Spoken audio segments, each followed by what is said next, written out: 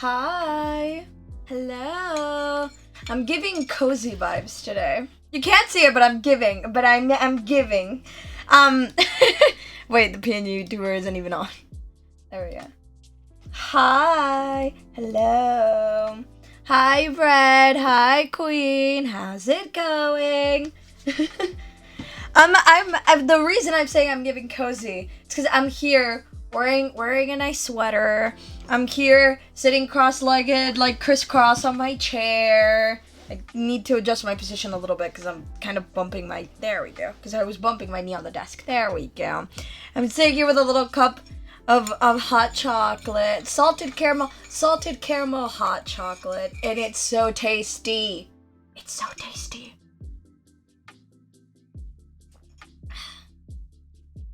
I'm glad you guys are doing well. I'm doing good as well. I had a good day. My opinion. in my wholesome opinion. And now I'm like chilling. And it's so nice. And I'm excited for game. I'm excited for wedding. Virtual wedding. But yes. And I'm enjoying hot chocolate. I like hot chocolate. I wasn't used to like having hot chocolate often, but then I discovered these like little packets of like salted caramel hot chocolate, and I was like, oh my god, I need it in my life. I love salted caramel stuff. I love it. And now it's so nice. You're gonna love the wedding, Ace. I'm so excited about the wedding. You have no idea how excited about this I am. You have no idea how excited about this I am. I'm so excited. I'm so hyped about this. This is the most exciting thing ever right now. This is the most exciting thing ever. I'm so unbelievably excited about this. So excited.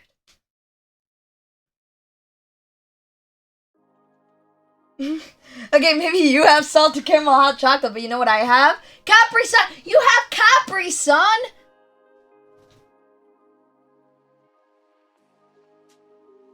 First of all, what flavor Capri Sun? I want to know. Second of all, I'm really jealous.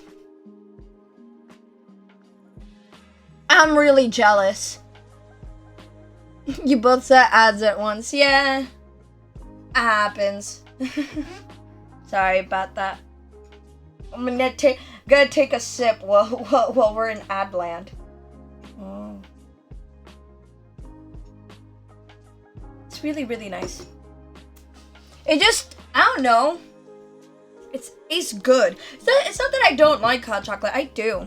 I really like me some hot chocolate, but I just wasn't a frequenter of the hot chocolate world. But then I discovered this and I was like, oh, I saw it and I was like, I have to try it. And it's so good. It's so good.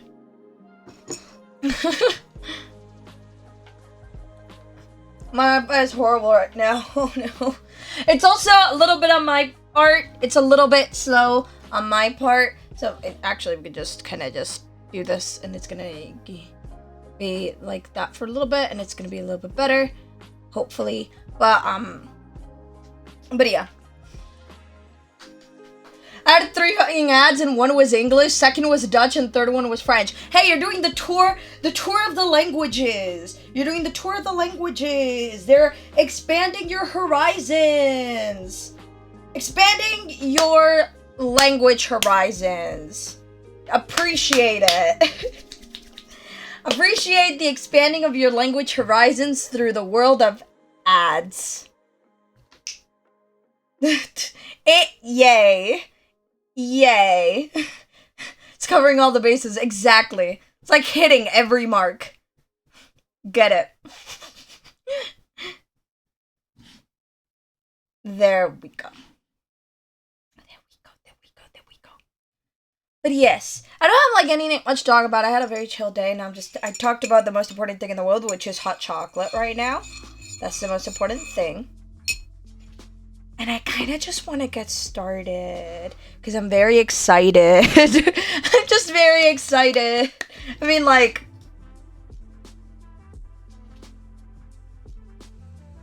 The excitement is real. The excitement is so real.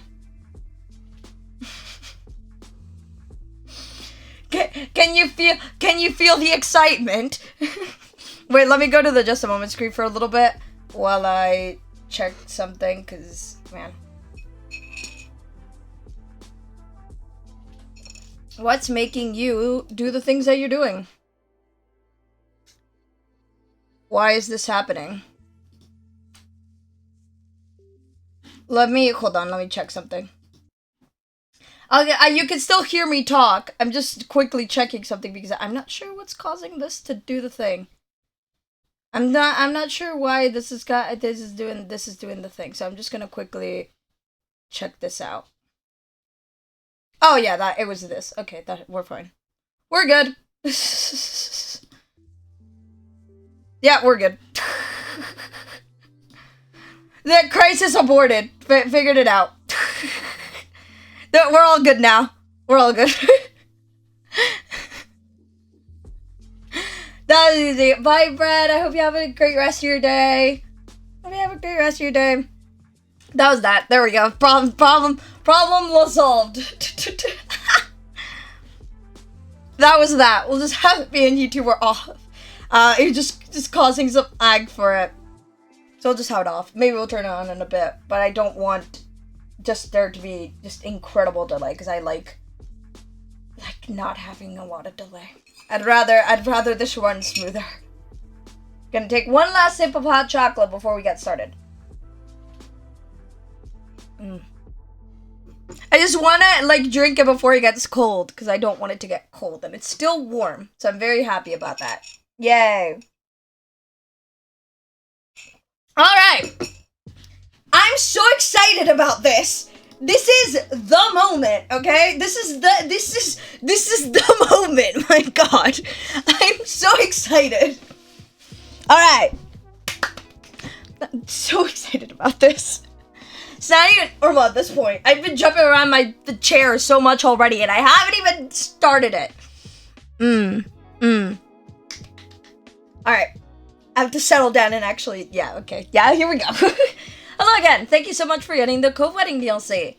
Because you're engaged to Cove in this playthrough, you could choose to continue your story into the wedding planning events if you'd like. Ooh, wedding planning. And you can always make a save here and come back if you want to return to the option later on. I have a save here anyway because that's where I stopped last time. But yeah. I do want to play the wedding DLC. Welcome to the Cove Wedding DLC. These events are set after step 4, but it's not specified when. It could be during that same summer, the next summer, a year in the future, springtime in California, etc. You can assume the timeline is whatever it needs to be to make sense for the choices you made to progress the relationship. Okay. Before starting, would you like to pick out an engagement ring for Cove to wear? I mean, yeah. I mean, if you're giving me the option, yes. I love the wave one still. And I like silver jewelry more. I like silver jewelry more. Don't at me. And I like this wave shape one. It's cute. I like it. I enjoy it. It's nice. Done. Thank you. I mean, if you're giving me the option. We hope you have a truly wonderful wedding. I hope so too. I'm so excited. I'm so Oh, I'm so excited.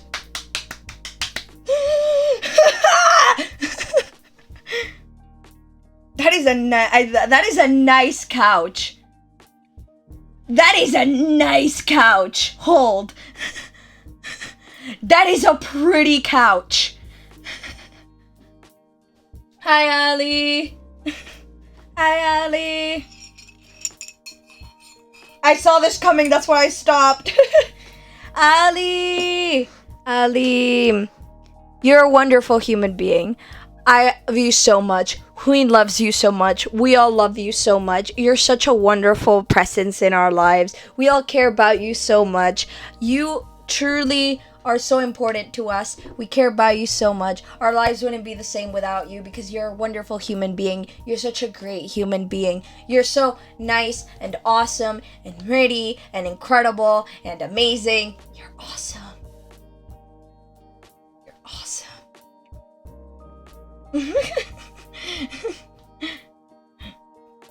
Now let me gush about this couch. It's so pretty. I love that couch. Such a pretty couch. Side by side on a purple dyed fox leather couch, you sat with your fiancé Cove.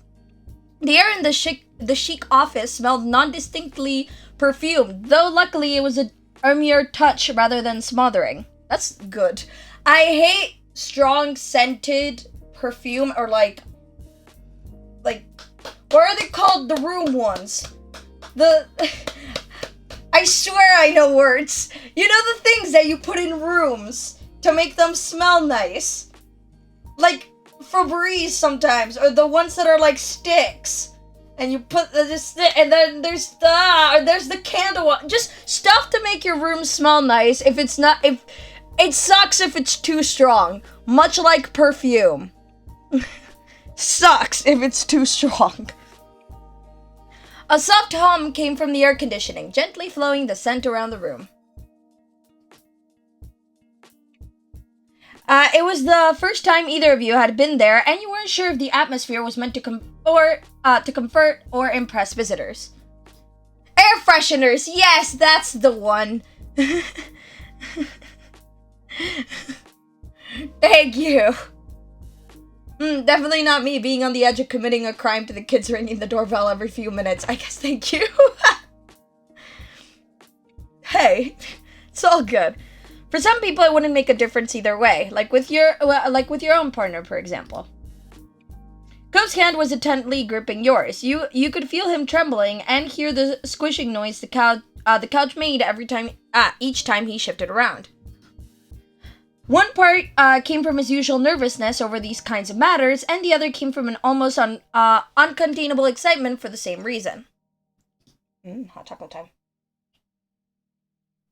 This place was the headquarters of a well-known event planning agency in the area, and this office belonged to their planner for a very particular type of special occasion: weddings. Weddings. You were here to plan your wedding together. Soon, he wouldn't be only your fiancé, Cove would be your husband, and on that occasion, there was going to be a ceremony, reception, and everything. You felt truly content, you were overflowing with thrilled energy, you matched with Cove shaking from nerves, it felt totally natural and like no big deal to you, your focus was on being concerned for Cove. Overflowing with thrilled energy, can't you tell? With your vibration and Cove's shivering, you hoped you both didn't slide down the cushions. Today's meeting should be straightforward, introducing yourselves to the planning team, getting familiar with one another, and going over only some basics. The entire process would take multiple visits here and trips to other locations. Yes, because wedding planning is complicated. Wedding planning is complicated.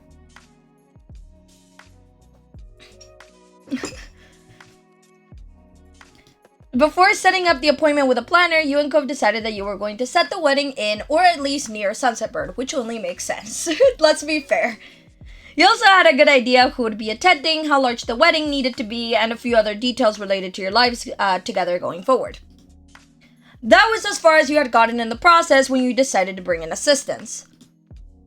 All the planning was going great, you thought it was going to be a pain, but would be worth it, you felt. You were thankful you had a professional to do this with. Planning a date with Cove as a team was something you looked forward to. You were thankful you had a professional to do this with because, oh my god, you do not want to be planning a wedding by yourself.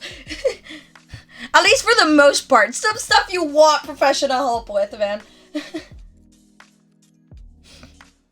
Cove noticed the dreaminess in your eyes and the corners of his mouth lifted hopefully.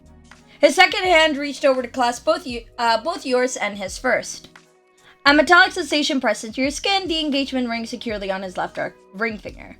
Your feet shuffled against the black and white striped rug that covered over the center of the hardwood floor as you returned to smile back.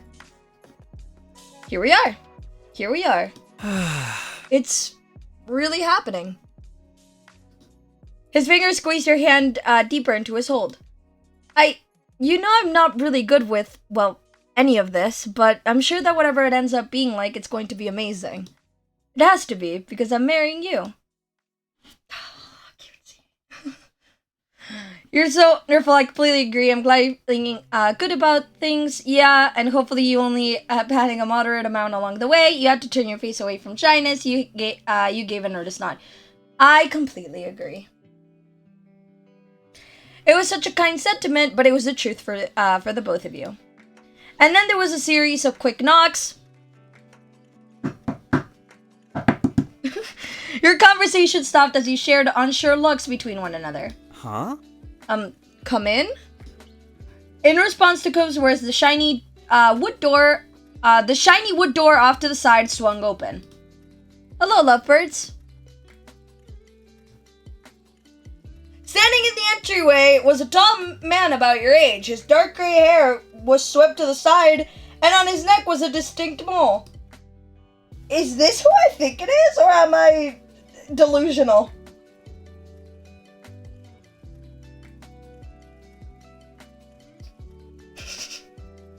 Pause. Wait. His curved grin and brown eyes grew wide in sync. Hallelujah. Oh, it is him!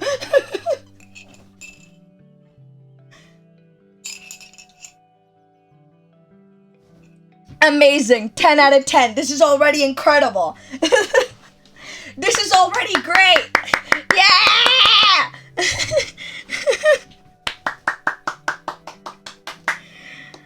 Love would have been a lie if you two dolls had broken up. Ghost stared while frozen in place, a deer in headlights, his mouth opened and closed again soundlessly.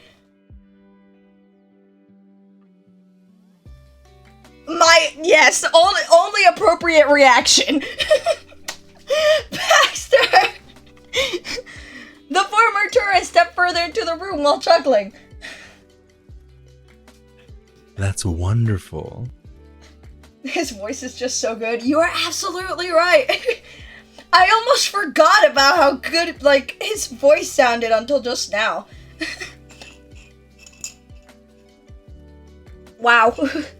I'm flattered YouTube people of excellence remember me too. How could one forget?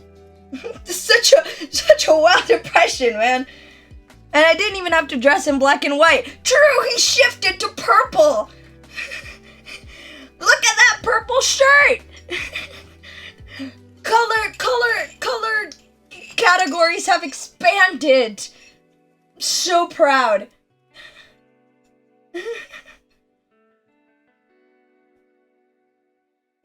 So proud. His style choices might have changed, but you realize that the design of the rug might not be an entirely arbitrary choice. Yeah, it's not just style, this. But you've ampled the horizons to purple. It was exciting to see that. Yeah, this is exciting. This is an incredible, unexpected reunion. It's been a while. Years.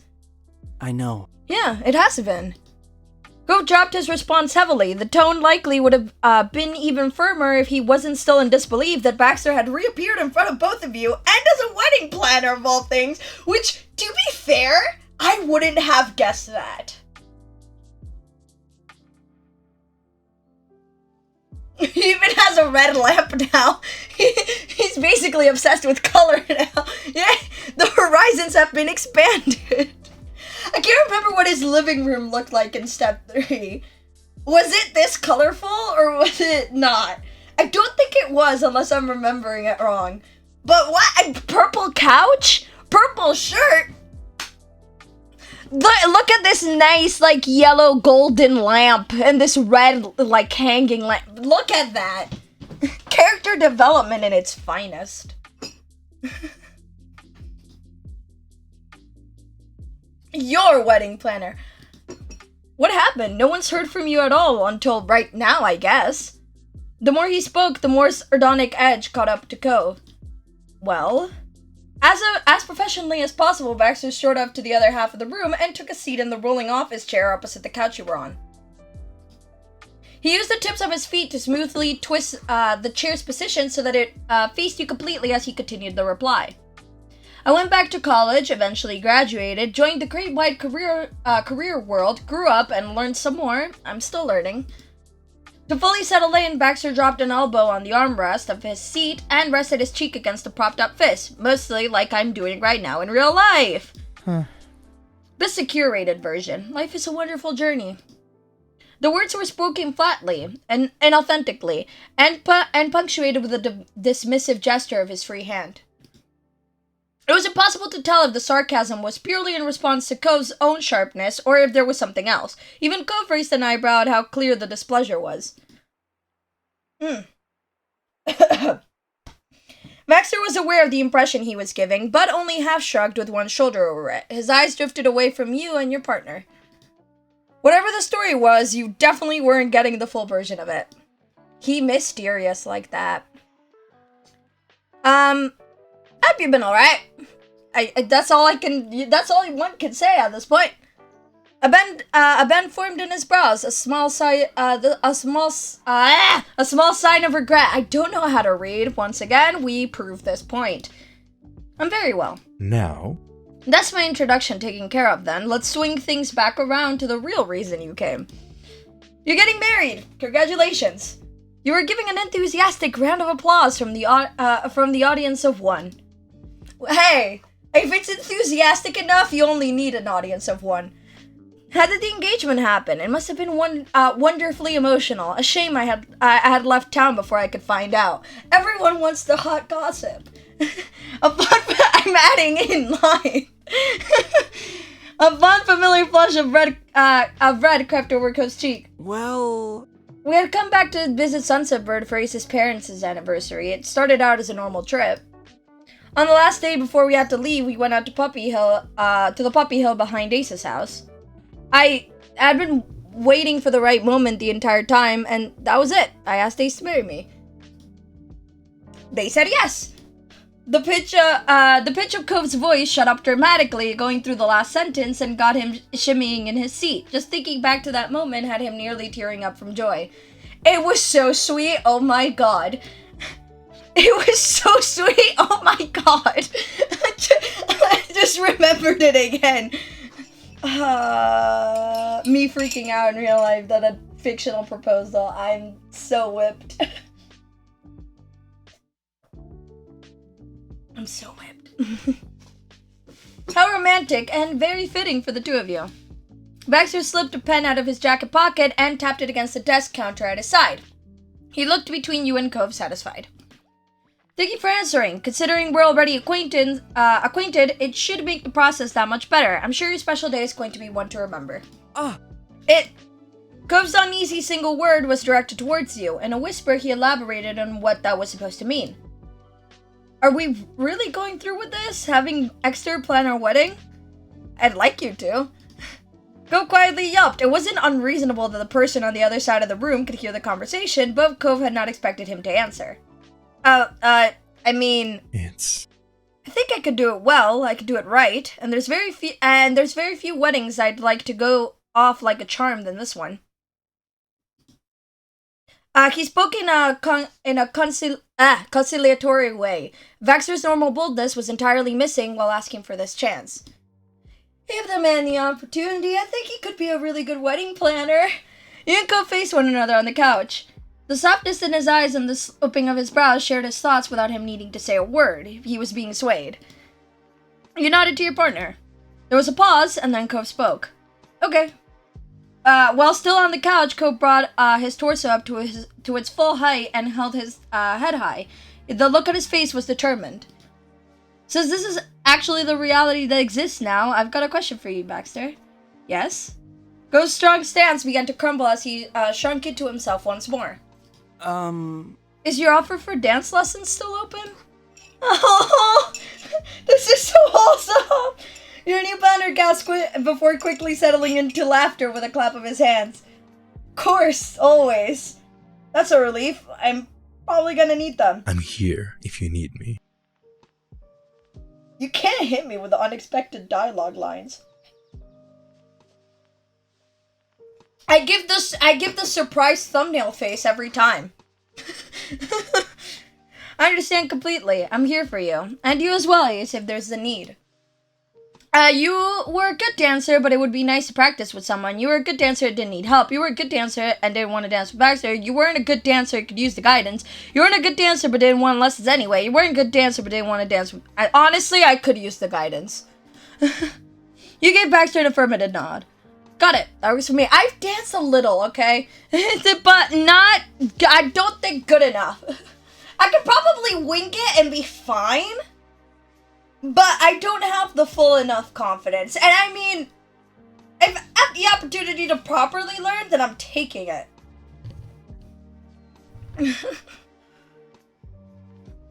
Got it. That works for me. Now, he shifted closer in the rolling chair with a glint in his eyes that made him look like the teen he used to be. Let's roll up our sleeves and get into the details, which I don't mean literally. No need to crumple my jacket, but I am going to have to ask you quite a few questions. All right. I mean, expected. Yes, I'm ready. Okay, you can ask. To start, we thought of possible surnames. Yours, his. What are you imagining? I don't care. I just want to marry them. Go began to grab at the faint scar on his arm out of nervous habit. He had been louder than intended. We have talked about it before. Yeah, we're going with, both of us using my last name, both of us using his last name, both of us using hyphened name. Listen, I'm much more into, like, these bottom options. 100%. 100%.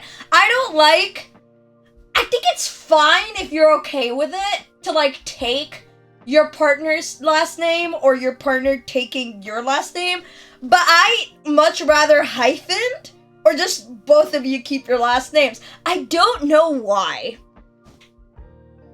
I just do.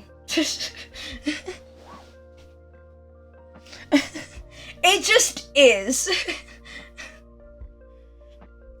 Might go with hyphened. I like the hyphened idea. Might flip a coin just to figure out, honestly, flip a coin to figure out what last name we're picking first.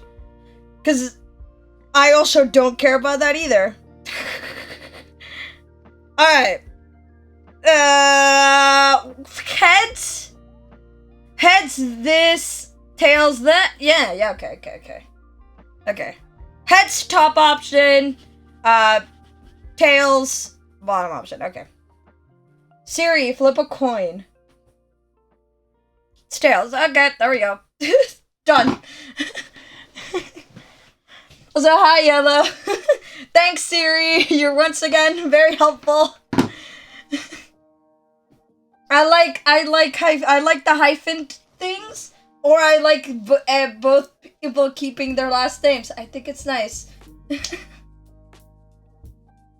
I think it's nice. Good to know. Ace and Cove holding Pixel as it is. Cove straightened up against the back of the couch. You could practically hear his heart pounding over your names being said as one that way. It made you giddy too.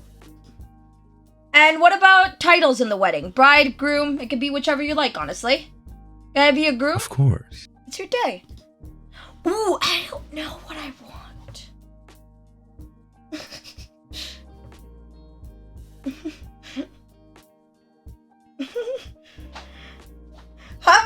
Where am I standing on today? Where is my stance on what I feel like today? Questions.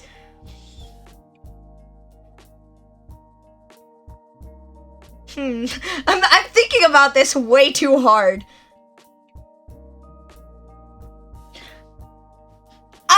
Going with the middle. I'm okay with that. Wonderful. A bride and a groom for the couple of the wedding. Baxter flipped open a notebook set on the desk. Can I get an idea of scale? Only an estimate. Doesn't have to be a complete guest list. And even if it was, you never know how many of those invites will accept the yeah. That is so true. The RSVPs. That's true. You could have a very large estimate, and then a bunch of people just be like, "Can't make it, sorry," and then they send something, and that's it. Don't stress too much over who's going to be in attendance. Oh. Gove stepped off the Cloud 9 that he had been hovering on since the start of the conversation and planted himself back firmly on the purple couch in Baxter's office. Still love that purple couch. For sure, there's going to be your parents, 4 of them, a sister, and their uncle, aunt, and cousin. Some grandparents should be there, but not all of them. We'll have our friends Miranda, Terry, and Derek.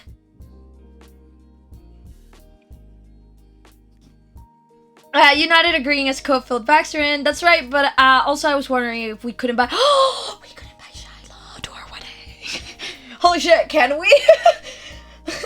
Do we still have his number? Do we still do it? Ghost snorted, covering his mouth to resist a full laugh. We could try, but I kind of don't think he'll show up. Hey, we can try! Max's eyes shifted from your face to Cove's and back again. It was sharp. He was trying to read the room. A co-worker of yours? Nah. It's a way funnier story. Way too hard to important question, Ace. It is. True. But still. No. The mirth that Cove had rapidly turned into more of a nervous chuckle. He'd momentarily forgotten it wasn't just a conversation between you and him. Shiloh is someone we've known since we were kids. It's just, he's not exactly reliable. He's always done what he feels like and doesn't do anything else. I think Ace likes him more than I do. I don't hate him or wouldn't let him come to our wedding, though. Shiloh isn't that bad, exactly. He's hard to like, but harder to hate. It's just for old time's sake. Imagine how funny it'd be. I want to do it for Liz. You know, she still has a soft spot for him. You accept a coach description without return. Yeah, fair enough. You've got some interesting relationships. Fair enough, yeah. I'll put it down and we can certainly send an invitation when the time comes. It'll be up to Shiloh to decide what to do with the offer. That's what I mean. It's like, welcome to you don't lose anything by sending an invite. Imagine you marry someone that has the same last name and is said the same way, but only one letter different, and everyone assumes one of you took the other's name, but actually you both kept your name. That would be incredibly confusing with, like, a one-letter difference. And everyone would, like, write it the same way for both of you. That would be so funny, though. Also, that would be just, like, a really funny coincidence. That would be a really funny coincidence. Who else? Yuko continued to come up with family members, friends, professional relations, and the like to make an estimate size of the wedding. All the while, Baxter jotted down the information like an attentive student sitting at the front of the class. And of those who you most want and expect to be there, would any of them make up wedding parties, or is everyone a normal guest? Should we have a wedding party? I kind of want to do. Sure. Right. We hadn't picked exactly who to be in it yet, but we're having wedding parties. Certainly. Of course, let's discuss who's with who now then. It can be an equal split between the both of you, but it's not a rule. If one of you has a bigger wedding party than the other is completely fine.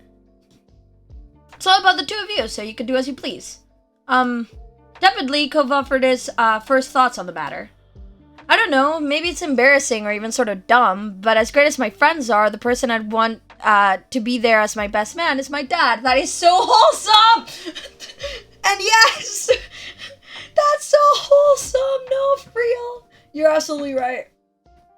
It's not dumb at all. It's so sweet.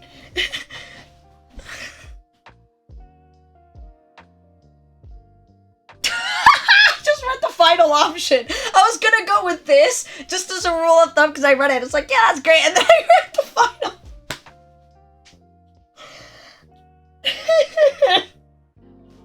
You can love it, but no, I'm just going with the one I was originally going with.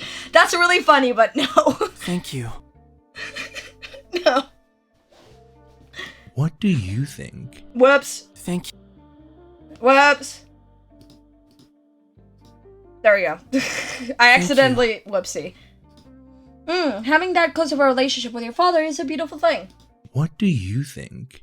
Hey, do you know who will be the lead of your wedding party? And the title isn't important. Best man, best woman, or best person, maid, man, or individual of honor. It's all fine.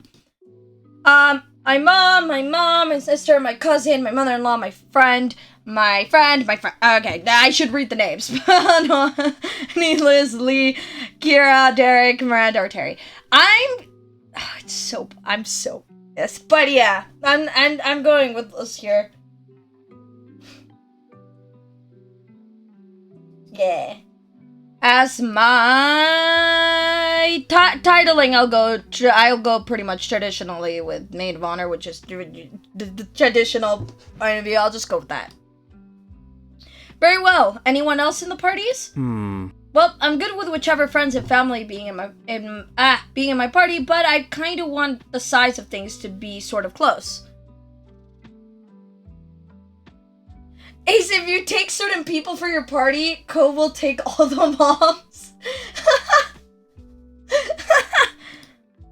Everyone would probably be in Ace's party if there wasn't more of a split, so if that's okay, they'd probably be 3 or 4 in the party at most. That makes sense, but I wanted to have everyone else in my party. I didn't want that many anyway. You nodded and accepted Ko's request. You just shrugged. Yeah, that's fine. Great. For your own party, you choose... I definitely want Lee there. Oh, you mean if you choose Lee, Derek, Miranda, and Terry, it just goes Noali in here. Yeah. Okay, I see. No, yeah, okay, I see.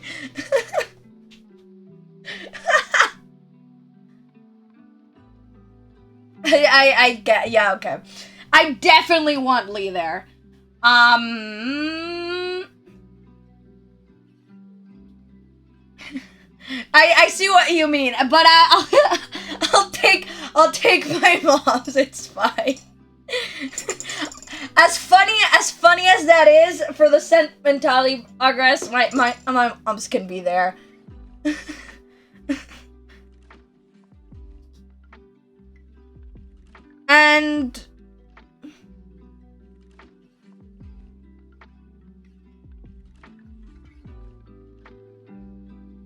And then Derek could be here too.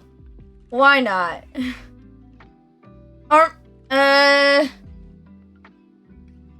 In my game, he took the moms and he seemed to have a great time with them. Honestly, I don't doubt it. To be fair, I don't doubt it at all. And I'll take Terry. I'd use bridesmaids and bridesmen for the title, bride's attendant for the title, wedding attendants for the title, wedding groupmates for the title. That's really funny. I'll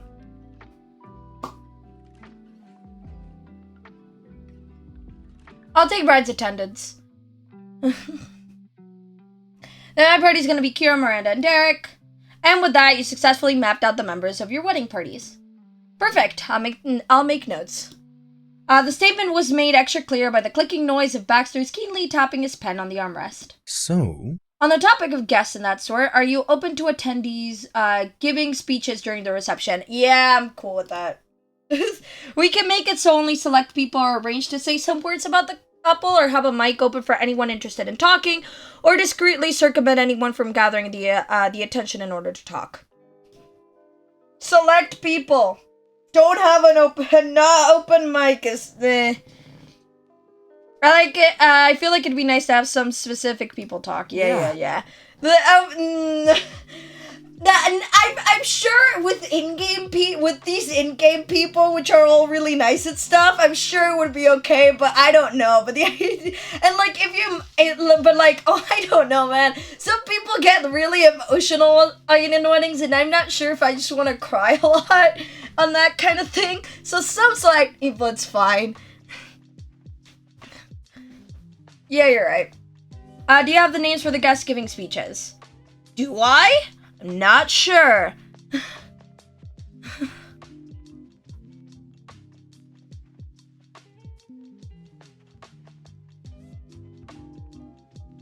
Me looking at this list being like, it went fine. Yeah, I'm sure, again, I'm sure it would be. I just don't know.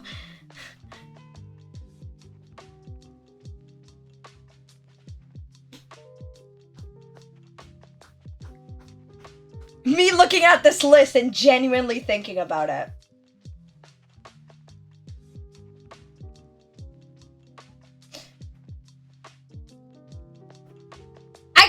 could genuinely just pick everyone, and it would be fine, technically.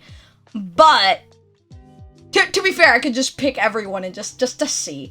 But, I'd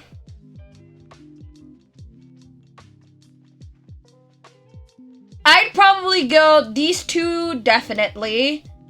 I could just pick everyone, couldn't I? Should've just,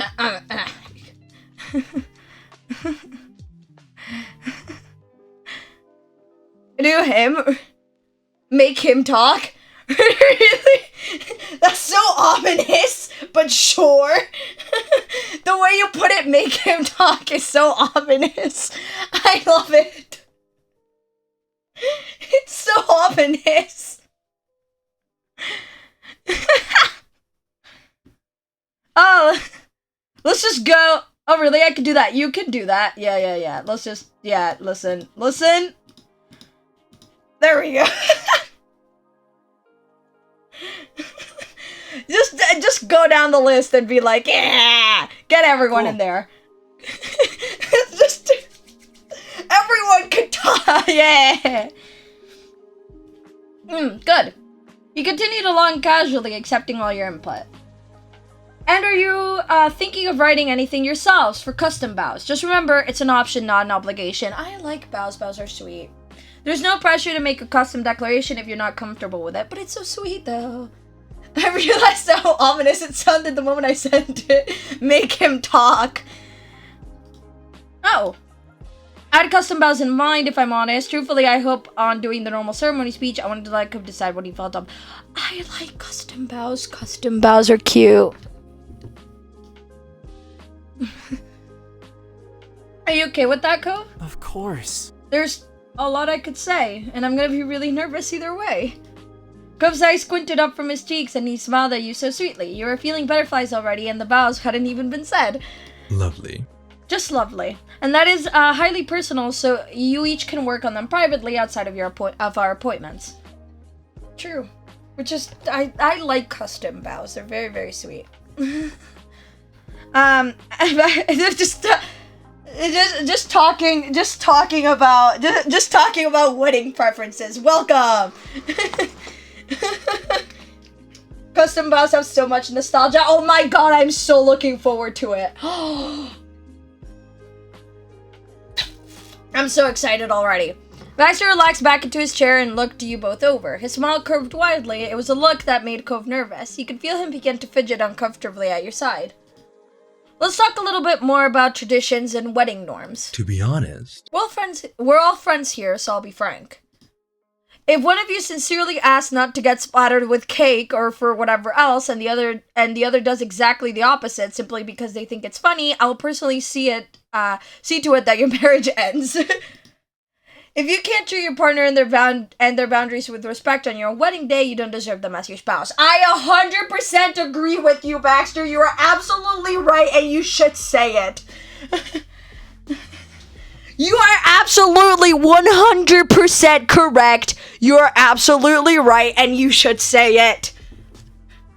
I feel so strongly about that. You are right. Now, I sincerely doubt that's going to be a problem with you two, but it's an occupational hazard. in that case... With that said, do you have any requests pertaining to either the ceremony or the reception? We can arrange for anything special that you do want included. I definitely don't want anything to happen with the cake. It should just be eating. I'd like to do a proper cake cutting without a mess. I want to smash some cake. Oh, you can smear it on me too. It'd be fun to smash it. I don't like this cake smashing, but I do like the cutting. We can do the cake cutting, but I don't want the smearing. I'm sorry. I can't.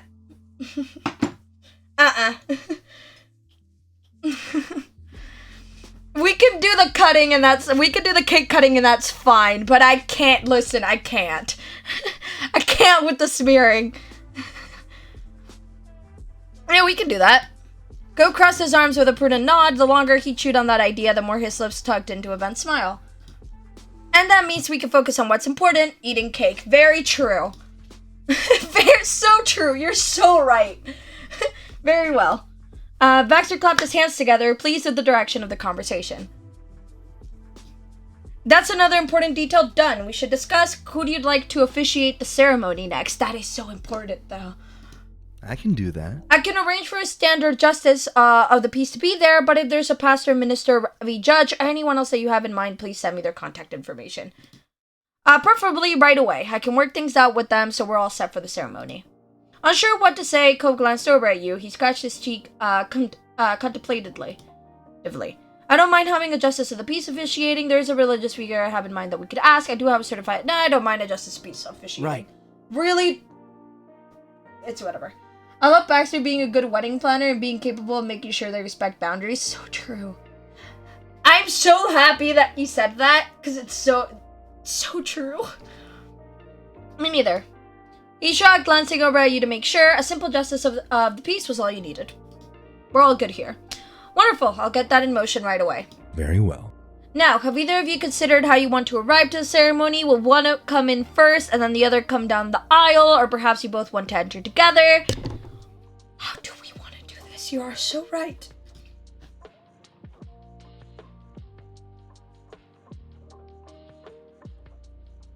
Ooh, I can ask what he thinks? Because I'm chill with all of these ideas. All of them sound great. So, yeah. What are you thinking? I'm curious about that. He closed his mouth, thinking over the question. His eyebrows pinched together as he imagined the various possibilities. Would you want to do it together? I'm so down. I'm so down. Reserved, Cove watched you carefully. He anticipated you to think about his proposition, but you really only needed seconds. You nodded excitedly. Let's do it! Yeah. Great, cool. Exhaling his tension away, Cove closed his eyes. A weak laugh rattled through him. I think I can handle that distance without my legs giving out from under me, especially if we're doing it together. Thank you for doing this with me. I'm so happy. No matter what, I promise that everything's gonna be okay. I believe in you. You laughed at the idea of tripping down the aisle, and you grinned. He was right. As long as you were together, neither shaky knees nor haywire nerves could ruin a single second of the ceremony. Cove's face was a shade pinker from the conversation, but he was pleased with what you both settled on. You were too. That sounds lovely. Baxter clicked his pen before dropping his attention to his paperwork. He glanced back up, giving you his full attention. I love how just every single detail is I love it. Does that sound alright? Are you intending to exchange wedding bands? It is possible to skip that. Oh no. Yes.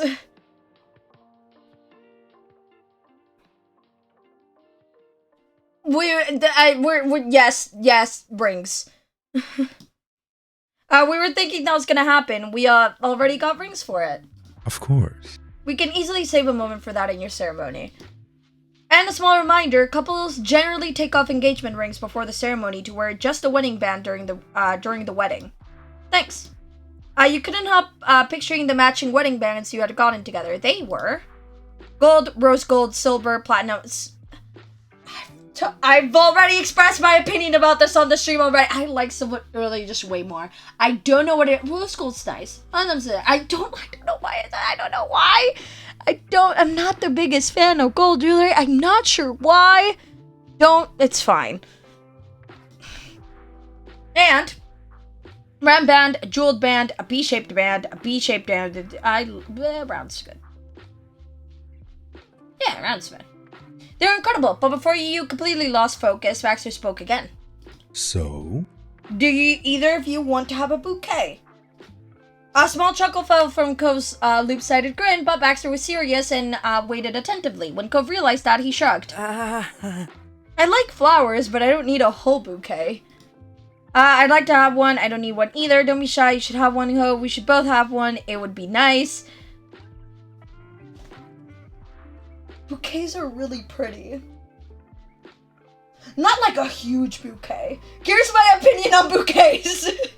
Huge bouquets, I think, are too much, personally. It's fine if you want a big bouquet. Small bouquets are very, very, very pretty.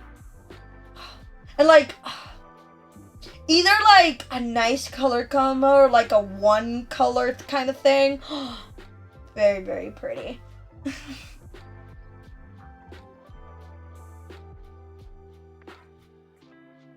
Basically, I'm saying I want a bouquet. Generally saying, yeah, sure, we should get a bouquet. That's the answer.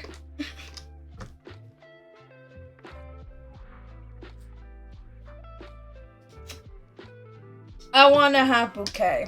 I like a bouquet.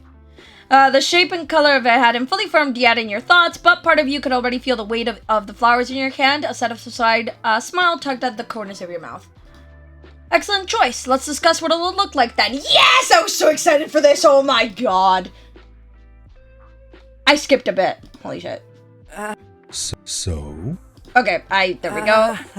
There we go. Okay. I accidentally kind of just scrolled back.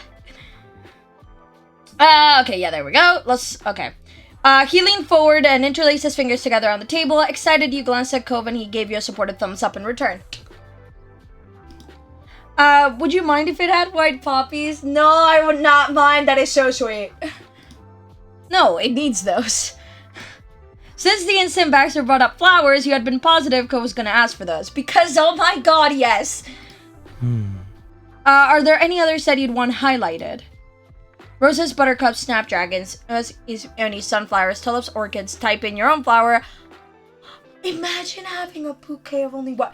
I need to Google this right now. Hold. I need to.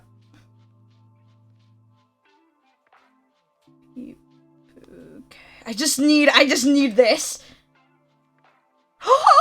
It's so pretty. Oh my god, they're so pretty! Oh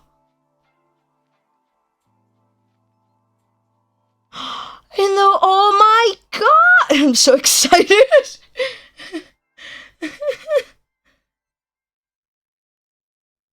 So, that's so cute! I love it. I want them to be the focal point. Listen, I was convinced to begin with, and then I Googled and was like, oh my god. Anyway. White poppies it is then. They'll be gorgeous. That's always been our favorite flowers since we were kids. For obvious reasons, Doy. And now you're bringing that to your wedding together. Ah, the epitome of romance. Bashful, Cove averted his gaze. With that decided, Baxter picked his pen up again and took note of your specifications. He subtly nodded as you wrote. Well, since you're having that, this means that you have the option of a bouquet toss during the reception. Huh. Oh, that kind of sounds like fun. What do you think, Ace? Yeah, I want to do one. Definitely we gotta do it. You nodded affirmatively. Honestly, I'd rather keep the bouquet instead of throwing it. There's like the I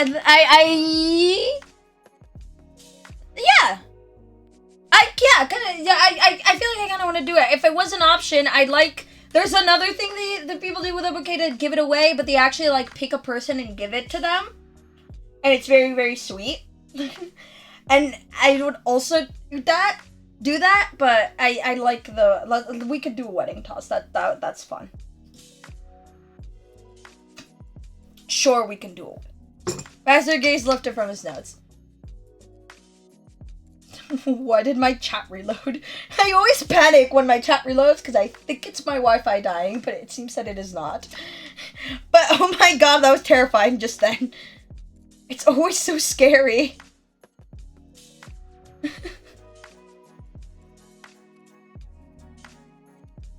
It's so scary. Baxter gaze lifted from his notes. Marvelous. That's about all of the basics sorted out, but we still have time to talk about the ceremony itself. There's bows, but from there you can personalize it with more rituals and such. If there's any particular tradition that you'd like to have, you're welcome to let me know. Don't worry about it. I don't have things I need. I'm not very traditional. I just want it to be whatever Ace hopes for. Charming. Ace? I just wanted to keep the ceremony simple. I'd like to jump the broom. I'd like the sand pouring ritual. Could we have a hand dancing ritual? I want to do breaking of the glass. I like a blanket ceremony. I want to have a floor or garland exchange. Can there be a confetti tossing when we leave? Let's keep it simple. Everyone gathered together. That's all I really need. Of course, I'll be straightforward, but still lovingly refined. Content with your wishes, Cove nodded agreeingly. Very well, so that's the ceremony.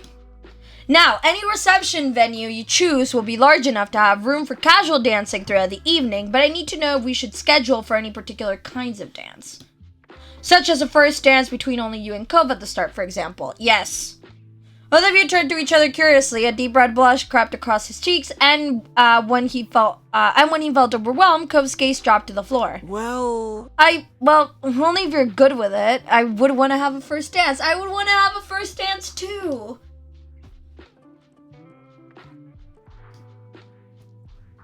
Cove perked up at your answer. Despite still being nervous, he gave an eager shimmy in his seat. You beamed, overjoyed with the idea of your first dance together as a married couple. It would also be nice if we had dances with our own parents. It would be sweet if we had songs where we dance with each other's parents. I want to plan a money dance too.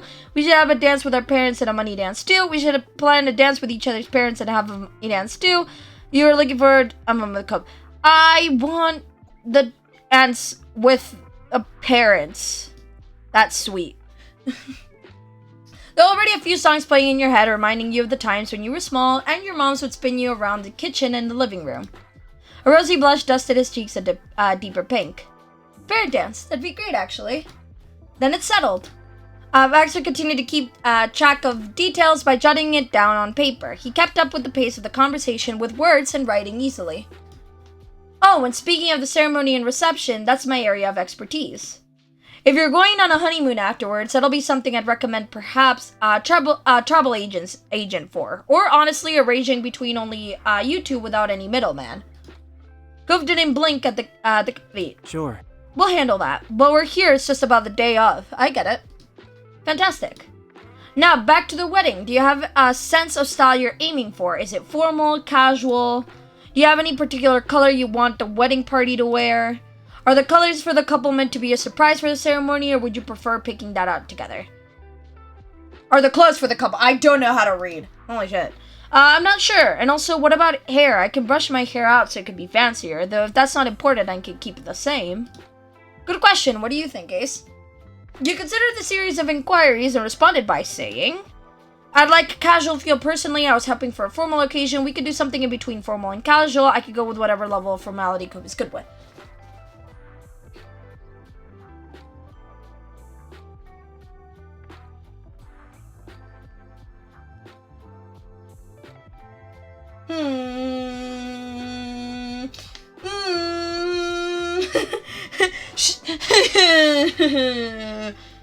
They ponder.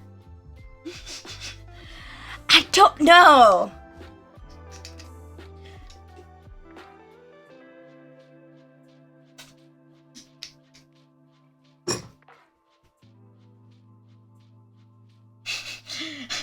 Welcome back to thinking about it a little bit too hard.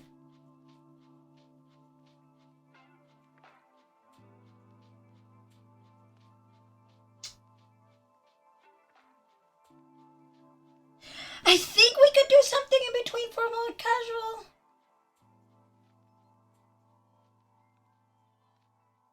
Though I kind of want it to be formal as well. Screw it, we're going with formal. Kind of want it to be formal. Not sure why, I just kind of do.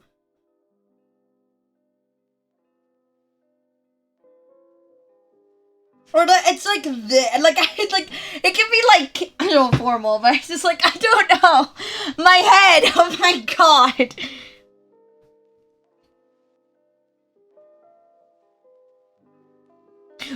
Something in between. We'll do something in between formal and casual. There we go. That's fine. I'm like thinking about this so deeply. Yeah, cool.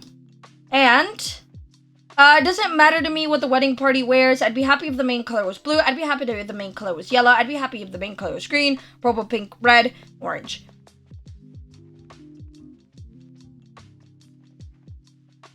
doesn't really matter. Me neither, everyone can pick themselves. Also, I'd love to surprise you with my outfit during the wedding. I'd feel a lot better if we helped each other get our outfits for the wedding. I don't care if the clothes are secret or not. I'd like it to be surprise, because I like surprises. Also, I think that would be a really, really sweet thing, so I just kind of want it. That'd be nice.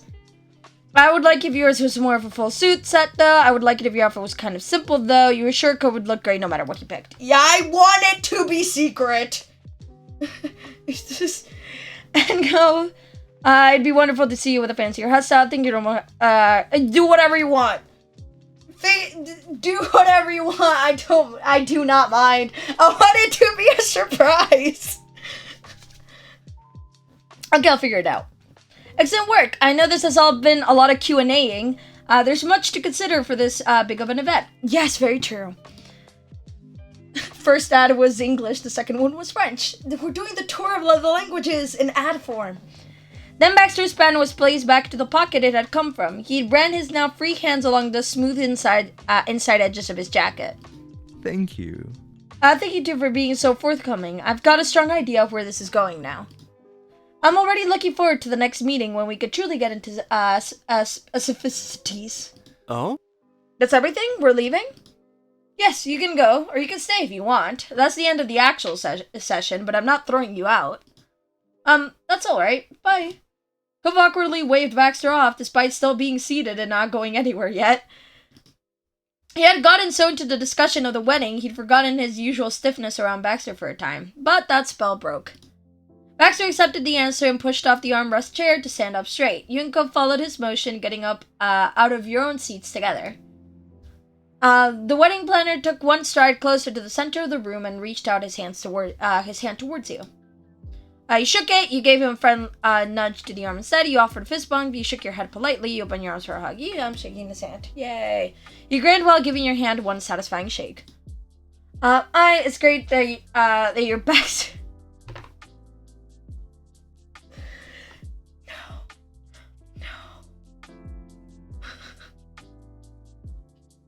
I have to say it now.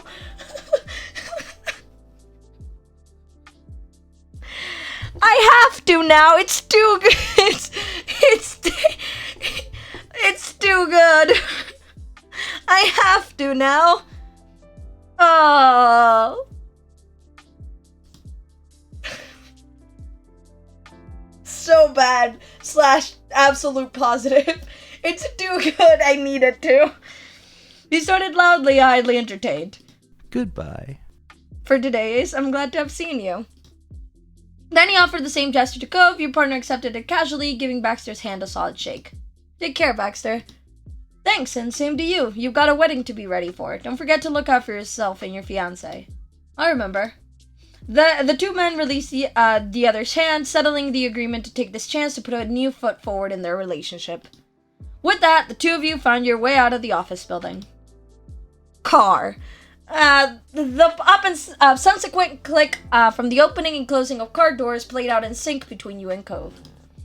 As he buckled in for the ride back, Cove commented on the experience. This sentence was hesitant and had an upward bend that made it sound like a question. So... That went well.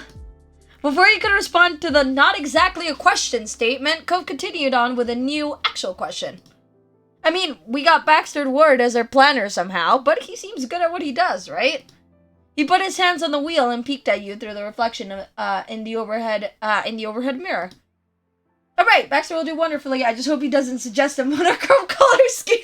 He's absolutely the guy for the job. I don't know, as long as he's gone out of kidding on both of us, it should be fine. You didn't have an answer for him. He'll do great. You're right. Nova pulled out of the parking lot as he spoke. The wheels rumbled easily down the newly developed city streets of the area. But that was the end of Cove's attempt at conversation making. He went entirely quiet. The pensive look on his face didn't allow you to relax into a normal, comfortable silence. Cove? His mood easily lifted back up at the sound of his name. Forgetting all the Baxter stuff, I'm just really happy we're doing this. Sometimes I still can't believe we're together. We're engaged, and soon we're gonna be married. It's incredible, and it never stops feeling like that. I don't think I'll ever be used to it. Not really. Love you, I feel the same way about it. It's like living in an incredible dream. You put your hand on his shoulder, you felt relief he was okay and settled in. It's an opportunity to say, and I love you, I'm gonna take it. I love you. His cheek squished his eyes from the size of his grin. Nothing could stop him from looking forward to the upcoming occasion. Finally, the lack of words felt right between the two of you. You took the chance to let the day sink in as best you could. After all the years you'd known Cove, you now were going to have a wedding with him. The scenery slipped by faster than your eyes could keep up with as you got further and further into your own thoughts. Then suddenly the day ended and you were drifting off to sleep in Cove's arms. It was early afternoon when you stepped outside, breathing in the good weather. The gentle breeze warmed your skin while you waited for Cove. He wasn't far behind, but there was still a serene moment to watch the puffy white clouds move across the sky, which looked very, very pretty as always. You were grateful for that because the second you both hopped into Cove's car, your brain was full to the brim with wedding planning once again. Before you could progress any longer, you needed to cross one of the most important details off the list, officially putting the wedding party together. This was the goal for today. Despite the nervous energy fluttering in your stomach, you were already anticipating the stops and phone calls planned. Being over at Cove, you hoped he was too. Are you okay? I'm okay. What about you? Cove turned away while his eyebrows pinched together. His grip on the steering wheel tightened briefly before he made himself relax the stiffness in his pose. Tense, but good. Better than good, really. I'm excited. A fond smile tugged at the corners of your mouth. Every time you imagined the conversations you'd have today, they all boiled down to the same feeling. Joy. The people you picked were all important figures in your life, and you just couldn't wait to see how they take the news. Cove nodded and added a happy hum in response. And with that, you were on the road home. Naturally, Cove navigated the car towards the old neighborhood. It was soothing, winding down the familiar paths of your childhood.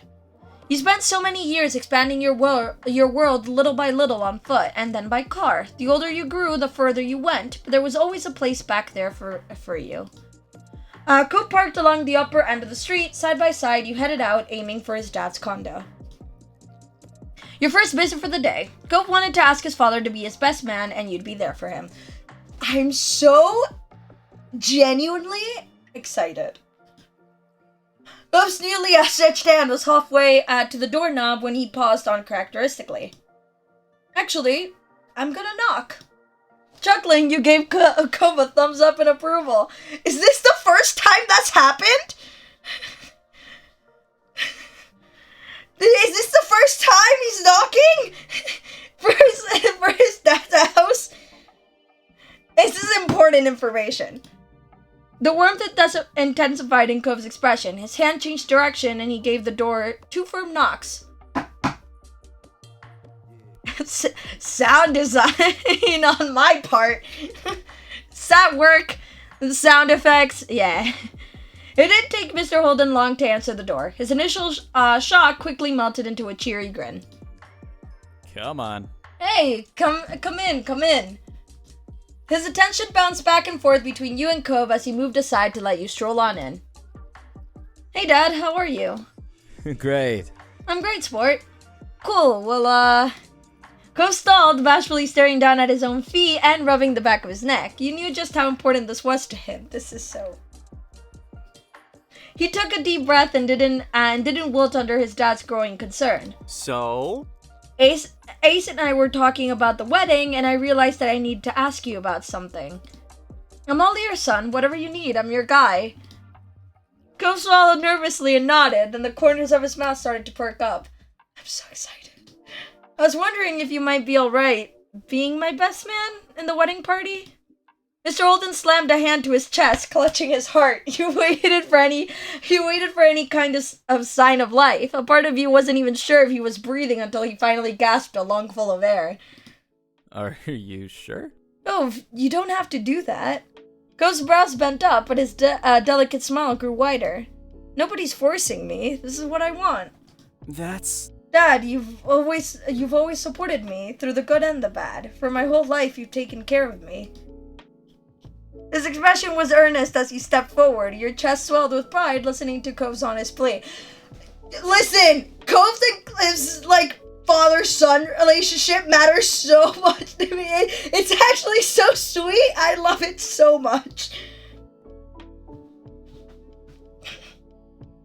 So, I'm so happy.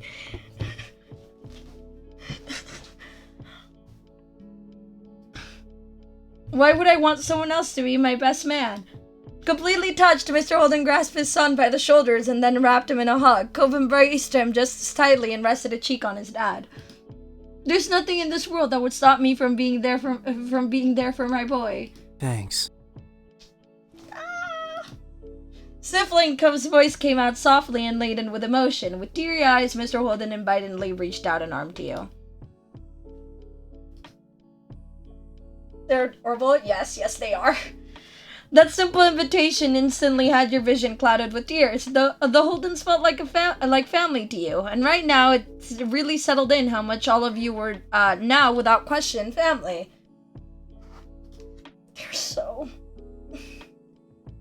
Itching forward, you let yourself be pulled into their loving embrace. You clung onto them both. This father-son relationship is so sweet. I can't.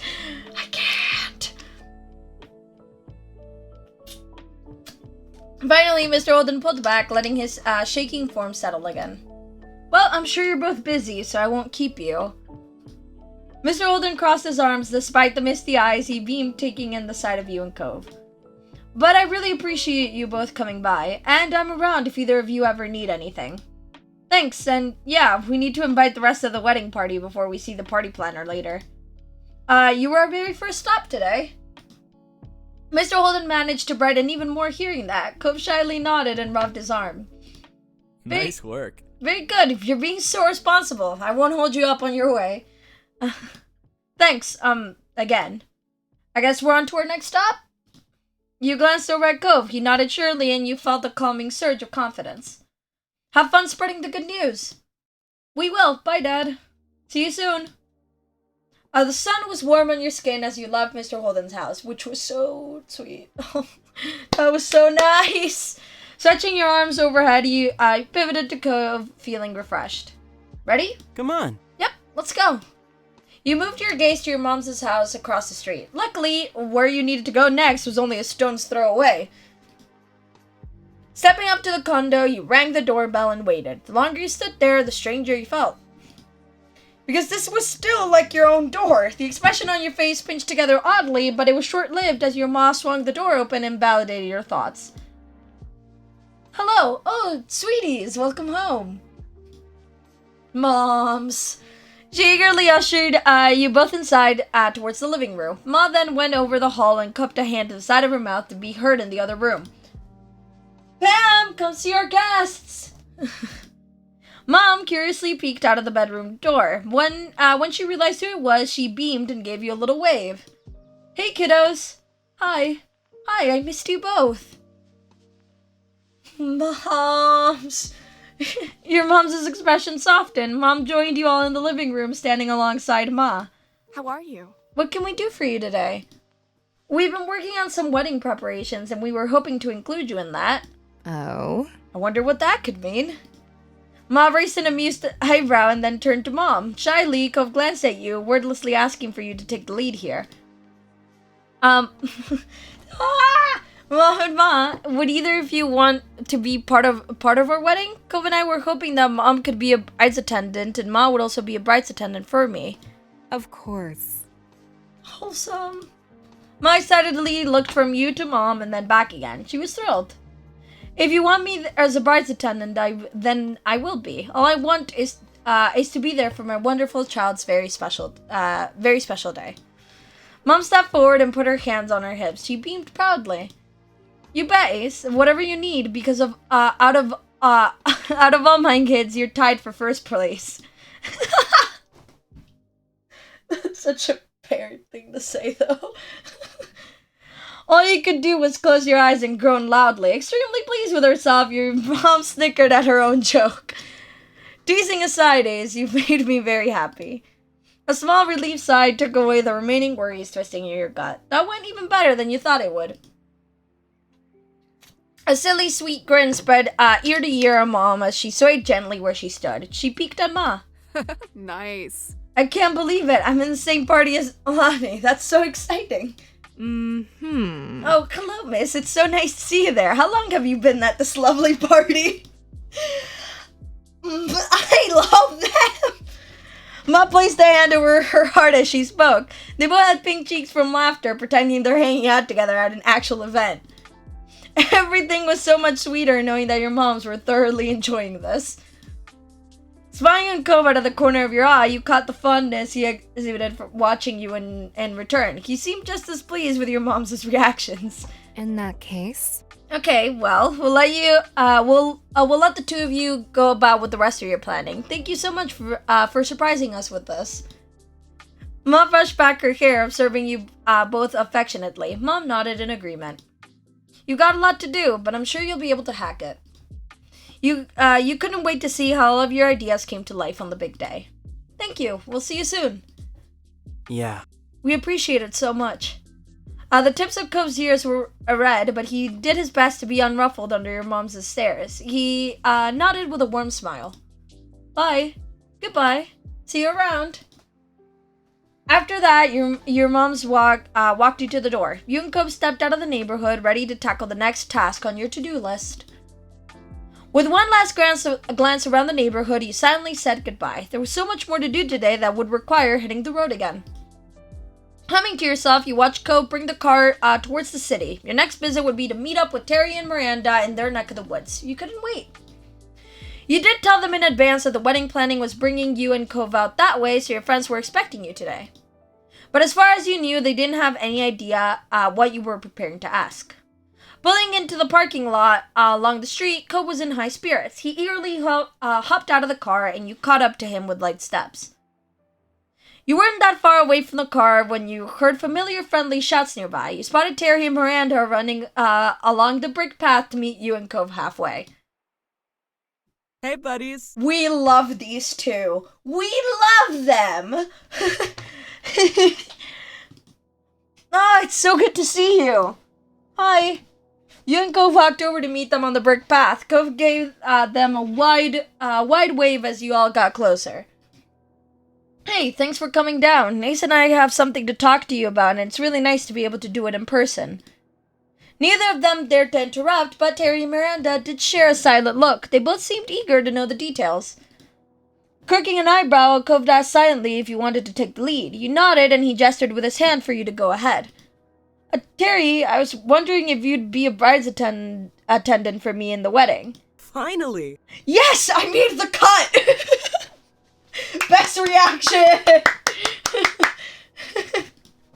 Thrilled, he threw a satisfied fist in the air. Terry's grin stretched ear to ear. Best reaction!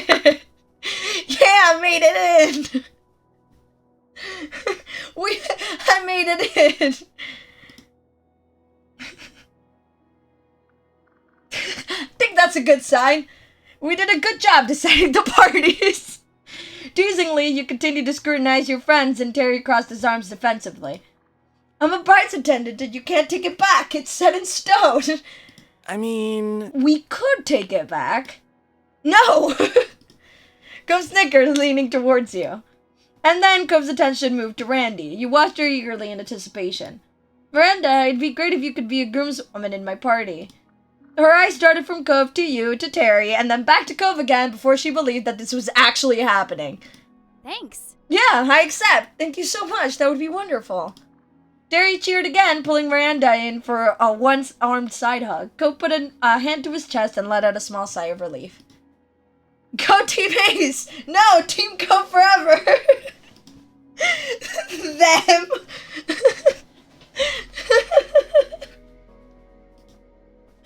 You were glad to have them be a part of your big day. I'm so sorry. We're already proving to be too much, aren't we? No, you're proving to be just right. Team Ace and Cove's wedding forever. Terry put his hands on his hips and nodded sagely. Agreed. That's the truth, Randy. Seriously, thanks for this. Yep. Yeah, it's super nice to include us in the wedding parties. Of course. We couldn't imagine the wedding any other way. Thanks for meeting up with us today. I'm trying to open... Okay, there we go. I was trying to open something while... I needed both hands for it, and I was also trying to, click forward. It's nothing, but you'll probably have to get going now, huh? Yeah, we have a meeting with the wedding planner pretty soon. The backs man. With a quick shake of the head, Cove rolled his eyes, completely unamused. Miranda's brow furrowed. Wait, I thought you were joking when you mentioned that. Is he really planning your wedding? He is. Wow. Oh, wow. Preposterous. I remember when we were all here watching free-range fireworks, and now you two are getting married and Baxter's the one planning it? Preposterous. It's definitely something, but that's what we're doing, and we're gonna do it now. And we're gonna go do it now. Gove awkwardly rubbed his arm, understanding Terry gave a thumbs up. Safe travels. Bye, have fun. Jovial, you waved goodbye to your friends. Their faces lit up as they both waved back. Terry and Miranda remained on the walkway while you and Cove returned to the car. When you were alone again, you spoke up. That was good. Yeah. He wasn't facing you, but you could still admire the happy curve of his lips. It was nice to visit your friends for a little while, and it was even better to have another thing set for the big day. With a determined stare, Cove pulled his phone out and plugged Baxter's office into the GPS map. Once it was all set, he put the car in drive, and you both were on your way once more. Yay! While Cove drove, you pulled your phone out and scrolled through your contacts list. The rest of this task would have to be done long distance, so you turned the speaker up and made the call. Dialing up your big sister, you set the phone to speaker. You were already expecting the inevitable joke she'd have up her non-sleeves. Hello, Ace. What do you need to inform me of? Hi to you too, Liz. Oh, hi, Cove. This is gonna be good. Liz's intrigued tone became teasing, realizing she was on speaker. I guess you can't even pretend to have a normal conversation first. No. Joy! You're planning a wedding. You have to have something in the works by now. You could tell by the way Cove twitched that he was conflicted. In your gut, you knew that he wanted to roll his eyes at her words, but she wouldn't see that.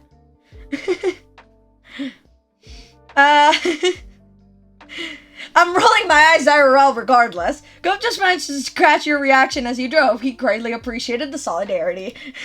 Hello, still here. We haven't forgotten. Good. And? Cove and I were hoping that he'd be maid of honor.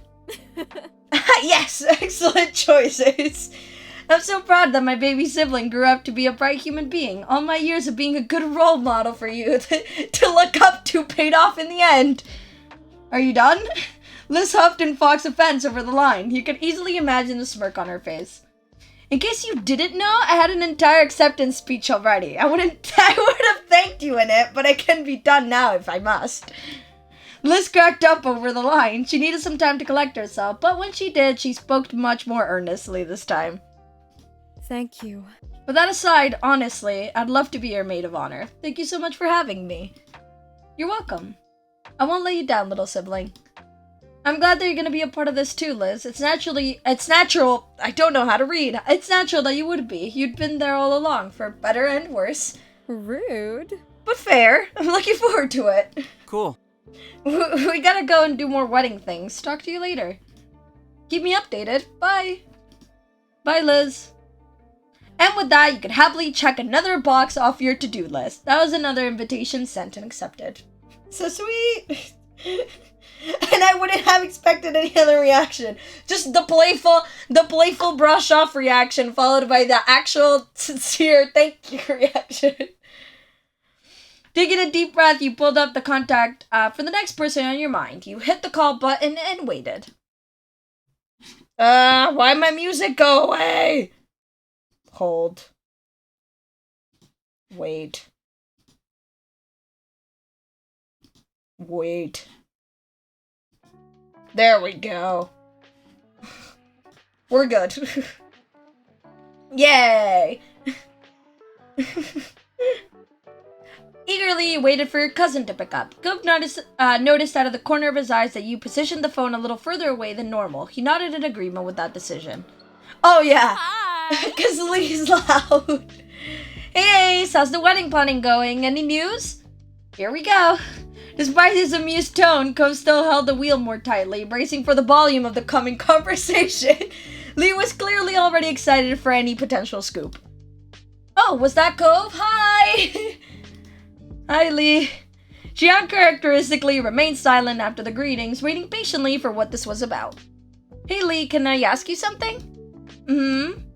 Will you be a bride's attendant in my wedding party? Really? Chuckling, you could feel Cove's affectionate gaze on your skin. It was easy for you both to imagine the way Lee must have been vibrating with wedding energy as she let her enthusiasm spill out loudly over the phone. Lee's cheering was exactly what you wanted to hear. Eventually, she called an end to her mini celebration when she was forced to pause to take a deep breath. Is that a yes? Totally yes! I'm in! You know I am! Yes! Aww. I'm still just stunned about everything. My cousin is getting married. This is gonna be so amazing. Thank you, Lee. We appreciate the support. That's what family's for. I'm always just a phone call away. Thanks, Lee. We have some more wedding-related things to do, so we'll pick this up again later. Works for me. Good luck with the planning, and I expect a detailed report face-to-face soon. Of course. Bye, Lee. Bye, Ace. Bye. I'm still here. I'd never forget you. Bye. Lee is so sweet. I can't. Lee is so sweet. Energized, you hung up already, awaiting the next time you'd see Lee in person. Lee is so sweet. It's such a ball of just absolute joy and energy. Love her. Stretching your arms out, you pleasantly took in the world rolling by out the window. Taking a deep breath, you pulled up the contact for the next person on your mind. You hit the call button and waited. Staring at Kira's name, you hoped that she wasn't too busy. She luckily picked up only after a couple of rings. Hello, Ace, and hello, baby. Hi, Kira. Huh? Hi, Mom. How'd you know I was here? Come on. When are you far from Ace, especially with what's been happening lately? Yeah. How are my best kids doing? Good, really good. Ace and I actually have something that we wanted to ask you. Oh, I'm all ears. I was hoping that you'd be a groomswoman in my wedding party. My baby. Aw, my heart. Yes, of course I'll be a groomswoman. You can count on me. I'm so glad. Thanks, Mom. Yeah, thank you so much. Hey, that's what I'm here for. We have to keep going with more planning, but we'll talk to you later, okay? Makes sense. Good luck, my babies, and take care. I'll see you both again soon. Thanks again. Bye. Bye, Mom. Go was elated when you ended the call. One more successful invitation was checked off the to-do list. We're making such great progress. Give it up. Taking a deep breath, you pulled out the contact for the next person on your mind. You hit the call button and waited. You didn't have to hover over Derek's name. You hit call without another thought. He picked up before the second ring. What's up? Hey, it's Derek. How's it going? Hi, everything's great. Hey, Cove's there too. Talking to Derek always raised his spirits. He chuckled watching Cove's grin widen. Hey too, and Cove's right. Things are good. Awesome.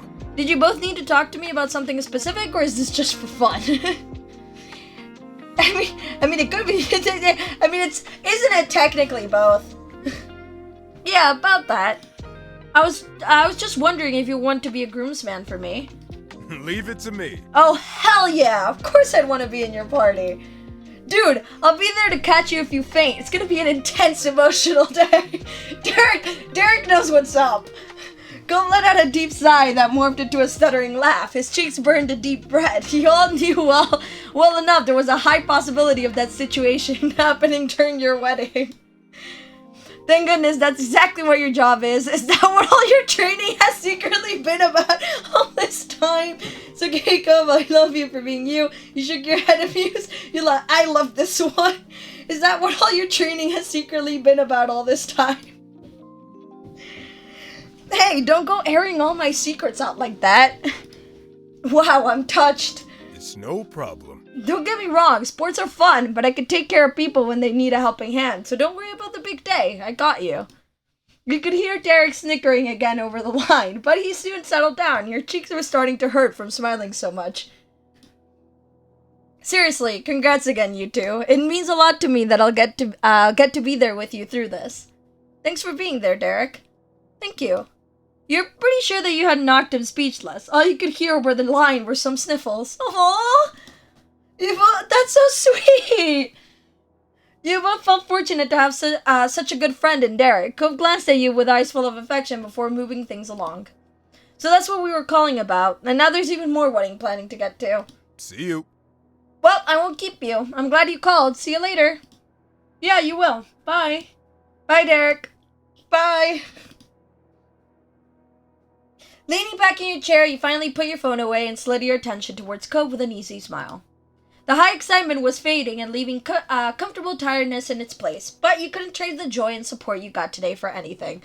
Reminds me, this whole this phone call after phone call thing, reminded me of the post-engagement phone call loop thing where everyone held up like the phones to have everyone hear the news at once. It's like not the same thing, but it just gave me the same vibe, and I love it. The high excitement was fading and leaving a comfortable tiredness in its place, but you wouldn't trade the joy and support you got today for anything. Go gave a little cheer over your mutual success. Yeah. We did it! We have wedding parties! Gove didn't take his focus off of the road, but you could hear every bit of relief in his voice. The corners of his mouth curved. Derek does indeed know what's up, indeed. I mean, I guess it's not exactly surprising that things went fine, but it's hard to act casual about any of this.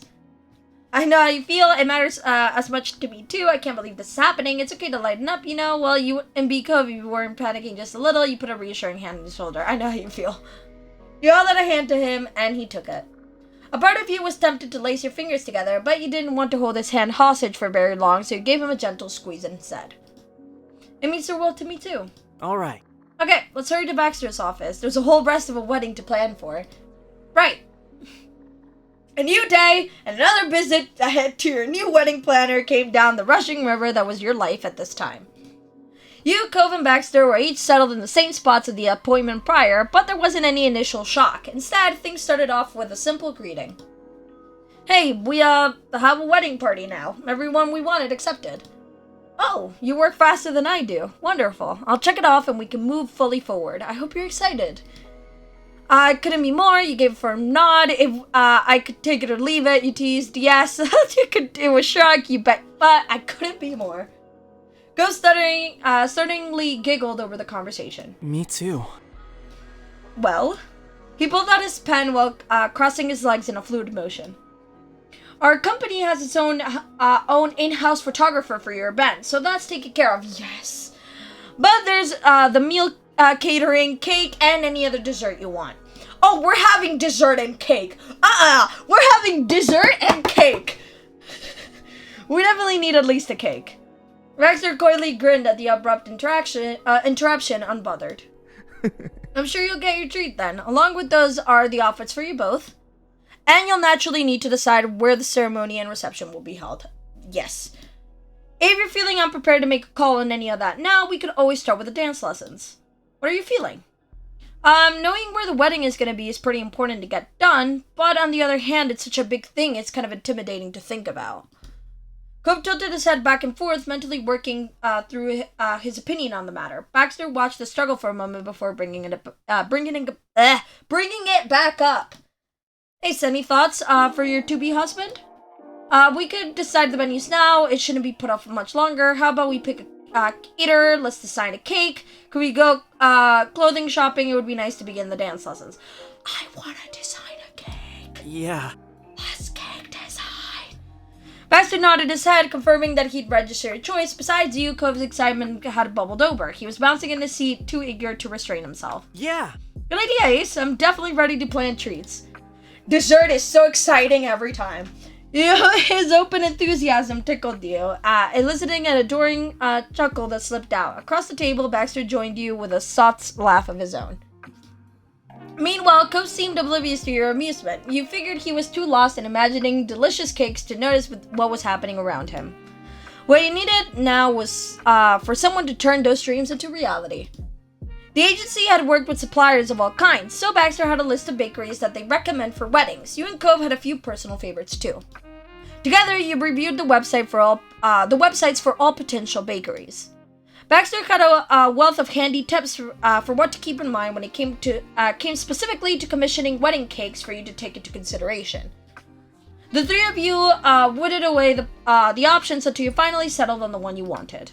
With that decided, Baxter contacted them to arrange a meeting so you could select the flavors and discuss design ideas before working out practicalities. He easily secured a time that worked perfectly for both you and Cove. That brought you to the end of the meeting. That decision of which baker to choose, the scheduling, briefing them on your basic requirements, had taken up all the remaining time you had with Baxter for today. The three of you rose from your seats one after the other. Goodbye for today. It's been great to see you. Yeah, I can't believe next time we see you, we'll have our wedding cake picked out. You squeeze your hands together, already equally excited. I hope it goes well. Of course, I'm sure you'll have a great time together. I look forward to hearing what you decide on. Though I won't be there in person, you can always text me if you want advice during the process. Thank you, we'll manage. I'm not sure I trust your taste. I appreciate that. Oh, I'm pretty sure I was gonna be on top of this. You nodded along. I appreciate that. It was reassuring to know that Baxter would be able to guide you if you got stuck, though you doubted that would happen. He waved goodbye as you and Cove left the office for the day. Cake time! I'm so excited about cakes! The light tinkling of a bell over the door announced your arrival as you and Cove stepped inside, where you were immediately welcomed by a pleasant waft of sweet scents. Oh my god, it is cake time. The bakery was a delight for your senses, even before you'd taken a single bite. Decked out in a pretty shade of pink, it was impossible to miss. Cove closed his eyes and inhaled deeply. There was a soft air of cakes and pastries baking in the oven, tinged with warm spices like cinnamon and nutmeg. That must smell amazing! The display case was full of daily selection of mouth-watering delicacies, neatly lined up to be taken away. The selection ranged from intricate specialities, cakes, to more rustic, homey brownies and cupcakes. Usually those kinds of treats would be everything you needed, but today was a special visit. You were entirely focused on the even better desserts waiting for you on the horizon. When Cove steps aside, look at the sign behind Cove, okay? Oh, this one. Okay. You could tell Cove shared your feelings. It's cake time! He waited beside you with every outward appearance of patience, but you could tell his anticipation by the way he kept a close watch on the kitchen door as he waited for an employee to come greet you. This uncharacteristic restraint was a stark contrast to any other time he'd visited a bakery, where he'd have rushed over to the display case and immediately began picking out cakes to take home. Fair.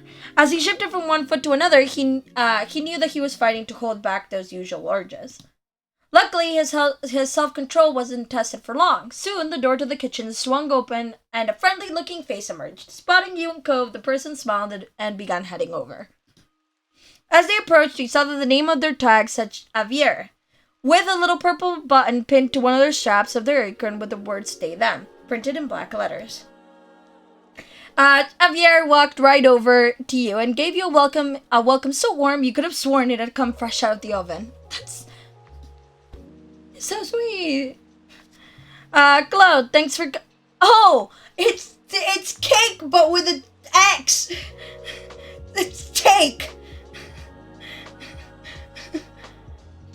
Is there anything I can get for you?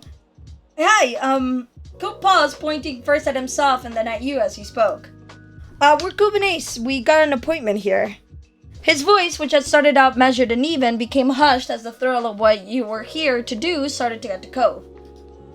He then resumed speaking. It broke further still, devolving into a rushed whisper that Javier needed to lean in to catch. It's to plan our wedding cake. We're getting married. He said, "We're so glad to be here. Thank you for making time for us." It would suck for days since we skipped out on this part. You nodded a polite greeting of your own. Thank you for making time for us. Javier's eyes lit up at the introduction. Of course, welcome, Ace and Gove, our bride and groom. Gove breathed ever so slightly at those last words, his chin jutting out with confidence. I'm Javier, the head cake artist here. I don't know how to read. We're so happy to be working with you for such an important event. They're so sweet! You could take some seats right there in front and we could start talking options. There it is! Yes, it's cake with an X!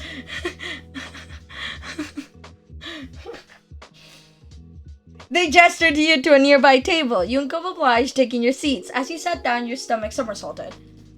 You were really here to pick out a wedding cake. The cake that would be served at your wedding. It hadn't quite sunk in before, but being invited to begin had made it feel more official. But knowing that you weren't alone in feeling that way comforted you. You grinned at the love of your life. Gove beamed back at you. The baker had taken a detour over to the back shelf where they picked up a binder before coming to stand before you at the table. I went over the info our baking assistant took when the appointment was arranged so that we can dive right into things. Yeah! So let's get to it. Starting with the size of the cake. How big do you want it to go? We can go as big as 5 tiers high. Maybe. 2 or 3, maybe. Gove tilted his head to the side as he looked for you at input. I like 3-tiered cakes, yeah. Yeah, 3 would be wonderful. Cool. Seeing as you'd reached a conclusion, Javier nodded it down in the binder. A 3-tier cake it is. They glanced up from the binder, smiling. That'll give us a lot to work with, yay! In terms of decorating, is there any kind of direction you'd want us to aim for in overall style? Gove pursed his lips, stumped by the question. Artistic vision had never been his strong suit. Though you'd reviewed ideas for decoration and color schemes together, also known as logging into Pinterest, asking Gove to distill those visions and themes into words was doomed to failure. You took it from there and said, traditional, modern, elegant, unusual, trendy, rustic, floral, beachy, simplistic, whatever you think is best is good with us.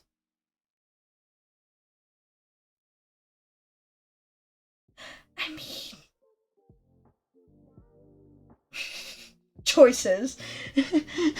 But yeah, I'm leaning toward, I mean, come on. You know me and playing into the themes.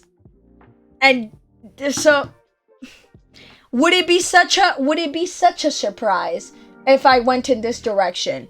No, it absolutely wouldn't. Shut up. Shh. Gove sighed, relieved, and expressed his approval. Right. Yep, that's right. We can work with that for sure. Any color ranges in mind? Again, Gove fell silent, like a kid hoping not to be called on in the classroom. Even though it was just the 3 of you and he had no chance of hiding, you could swear he was shrinking lower in his seat as if hoping to go unnoticed. As entertaining as that was, you decided to spare Gove before he slipped under the table. You spoke up and said... classic white, pastel, earth shade, muted tones, dark tones, bright tones, mostly white with color pops, rainbow. We like pastels, we like classic white. Yeah, huge surprise. I'm shocked. I can't believe you've done this. Would it be such a shock? No, it wouldn't. It wouldn't be a surprise at all. We'll go with pastels. Got it. And what's one color you really want me to keep on top of my mind? Would it be such a shock if I went in this direction? Nice, I'm getting you. Javier looked up from the binder. Right, so we're going for a 3-tier blue cake that's peachy. I am so predictable as a human being. Your heart skipped a beat as you visualized the cake, only in your mind. You didn't see it in the bakery, but at your wedding. Remembering where you were and realized that you were waiting for your answer, you nodded shyly. Yes, that's it. Gove, who was staring at you like you'd save him from a life or death situation rather than answering a couple of simple questions in a pleasant bakery, gave you a thumbs up. Javier watched you both with a smile. This cake is really shaping up. Yes. Time for the fun part. I'll be right back. Ooh, fun part.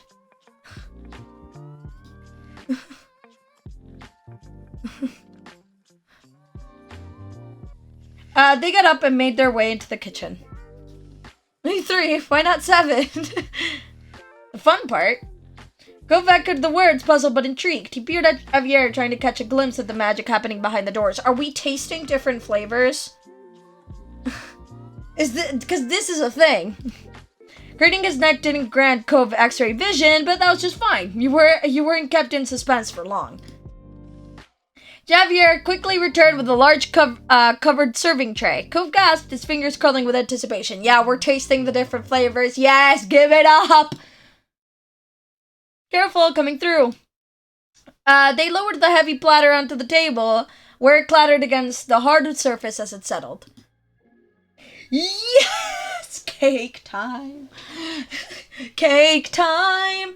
Javier lifted the corner to reveal several plates of little cake slices with mounds of different frostings and filling flavors. Cake time! The beautiful array of colors and breadth of the selection made for a wonderfully presented array of treats. Cove gaped, bowed by the revelation. Oh! We get to try samples? Javier giggled at Cove's reaction. Given just how much enthusiasm Cove had, you bet there weren't many previous grooms whose response could compare. You do. They pointed at the tray and began talking you through the selection, starting with the neat little slices of cake. So, we've got a few cake flavors for you today. Vanilla, chocolate, red velvet, citrus, and such. They moved over to the frostings and fillings. Ooh, okay. This is the most impressive part. It looks so tasty. Yeah, it does. This looks great. There's vanilla, chocolate, strawberry, maple, and mocha buttercream?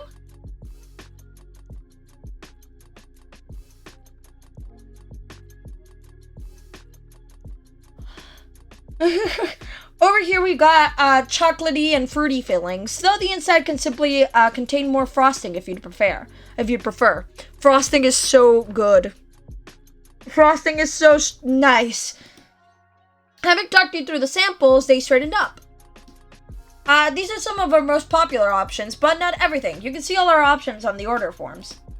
As they talked, they took out 2 copies of the order sheet and presented you with one each. All the possibilities for each element of the cake were laid out before you. That's everything. You're welcome to eat whatever parts look appealing, or you can have everything on the platter if you got the stomach for it. Cove's eyes sparkled with anticipation. Knowing Cove, you suspected that he intended to take Javier up on the offering to sample everything. I mean, you never know what you're gonna like unless you try all of it. He picked up the fork provided and began systematically working through the platter. He took scoops out of the cake, frosting, and filling options in turn, moving from left to right and from top to bottom. He chuckled softly, amused that your hunch had been correct. Though Cove was evidently intent on eating a bit of everything, you noted that he was careful to leave at least half of each sample in case you wanted it too.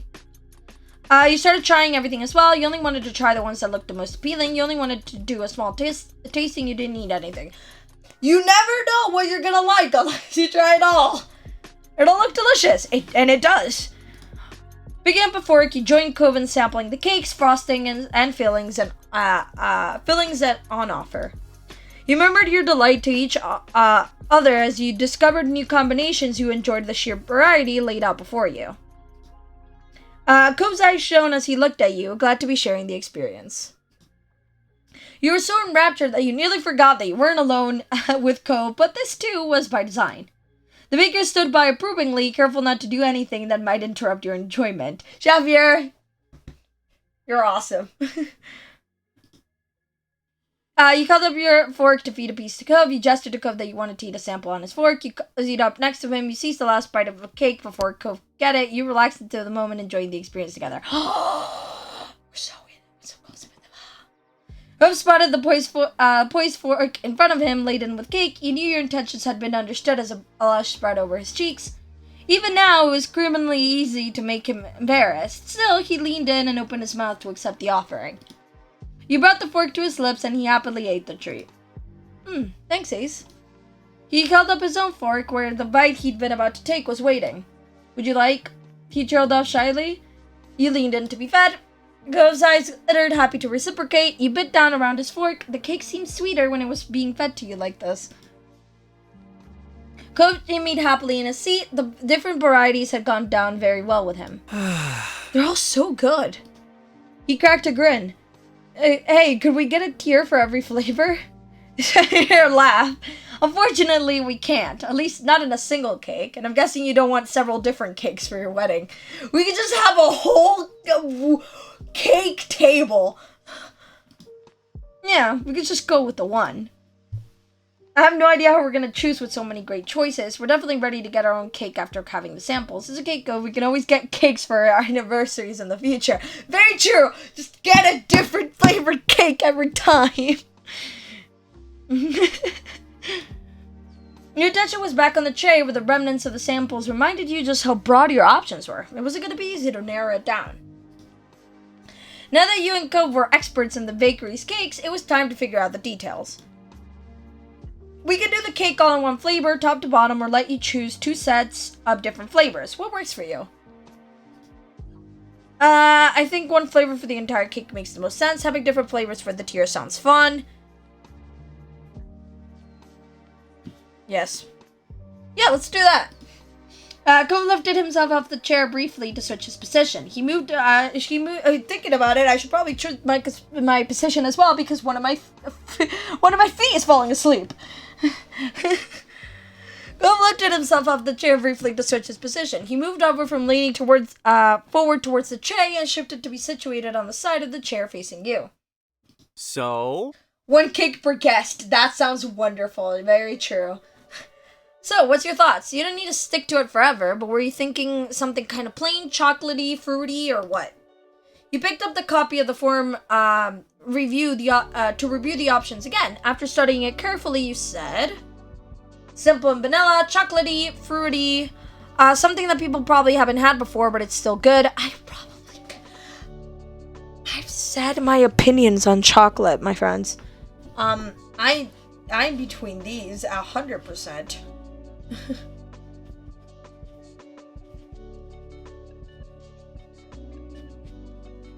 More fruity. He rested his chin in his hand and stared thoughtfully into the distance. A smile drifted across his face as he pictured the possibilities for your cake. And then what do you think of like a lemon cake with strawberry buttercream and mixed berries preserves on the inside? That sounds really freaking good.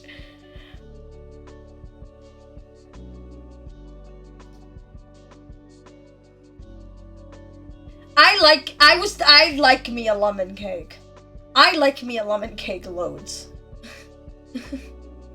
Both straightened up by your words of approval, amazed with like his idea had been helpful. The baker jotted it down. I'll go with that. How about the rest?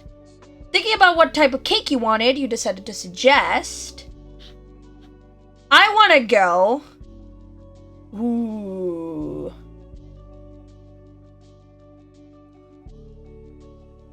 I want a carrot cake. For the frosting, you like the idea of with vanilla. When it came to the inside feeling, you proposed more buttercream in the same flavor, more buttercream in a different flavor, mousse, ganache, custard, whipped cream, preserves, fresh fruit berries, more buttercream in flavor. I like me a traditional carrot cake. I like me a traditional carrot cake. I love me a carrot cake. Thinking a carrot cake with vanilla frosting and vanilla buttercream on the inside? Yes, what do you think? Sounds good. Sounds really good. I just love me a traditional carrot cake. I love me a traditional carrot cake. Then your mouth-watering cake flavors were all set. You were sure it was going to be a hit at the wedding. The inside of the cake is great. All that's left now is the cover. How should we wrap your baby up? Do you like fondant or maybe ganache? Cove shrugged, you said. Just buttercream covered in fondant, buttercream covered in ganache. Like, fondant looks really pretty, but like most people don't like eating fondant though. So I'm okay with a buttercream kind of like, you know how they flatten buttercream? They do that very satisfying thing where they grab like a flat like thing and then they like spin the cake around and then like put the thing and then it like smoothens out the buttercream. And you can like do gratings with it. I think this is great. Got it. Almost done. Just scribble down the notes in the binder. Finally, what elements would you like me to include in the design and presentation of the cake? Ooh.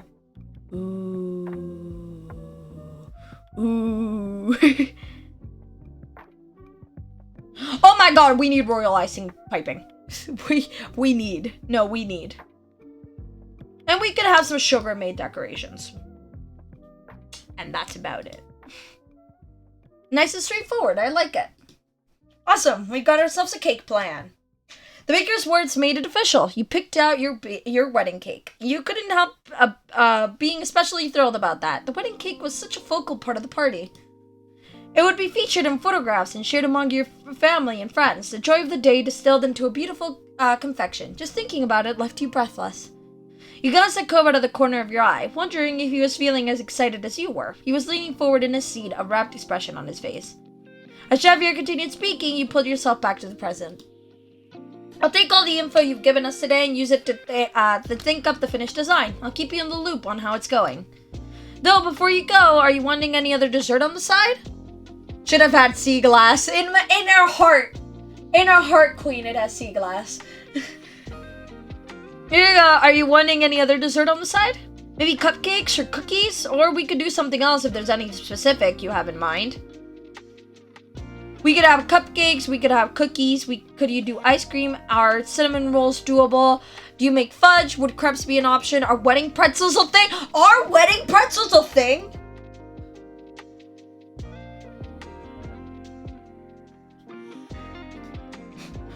Are they? Hold, Googling wedding pretzels. This is so important.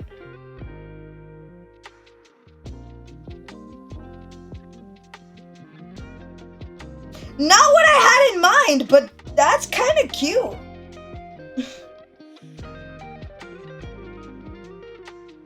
Oh, there's like different ideas on this concept. Set up a pretzel bar at your wedding? How'd you set up a pretzel bar at your wedding?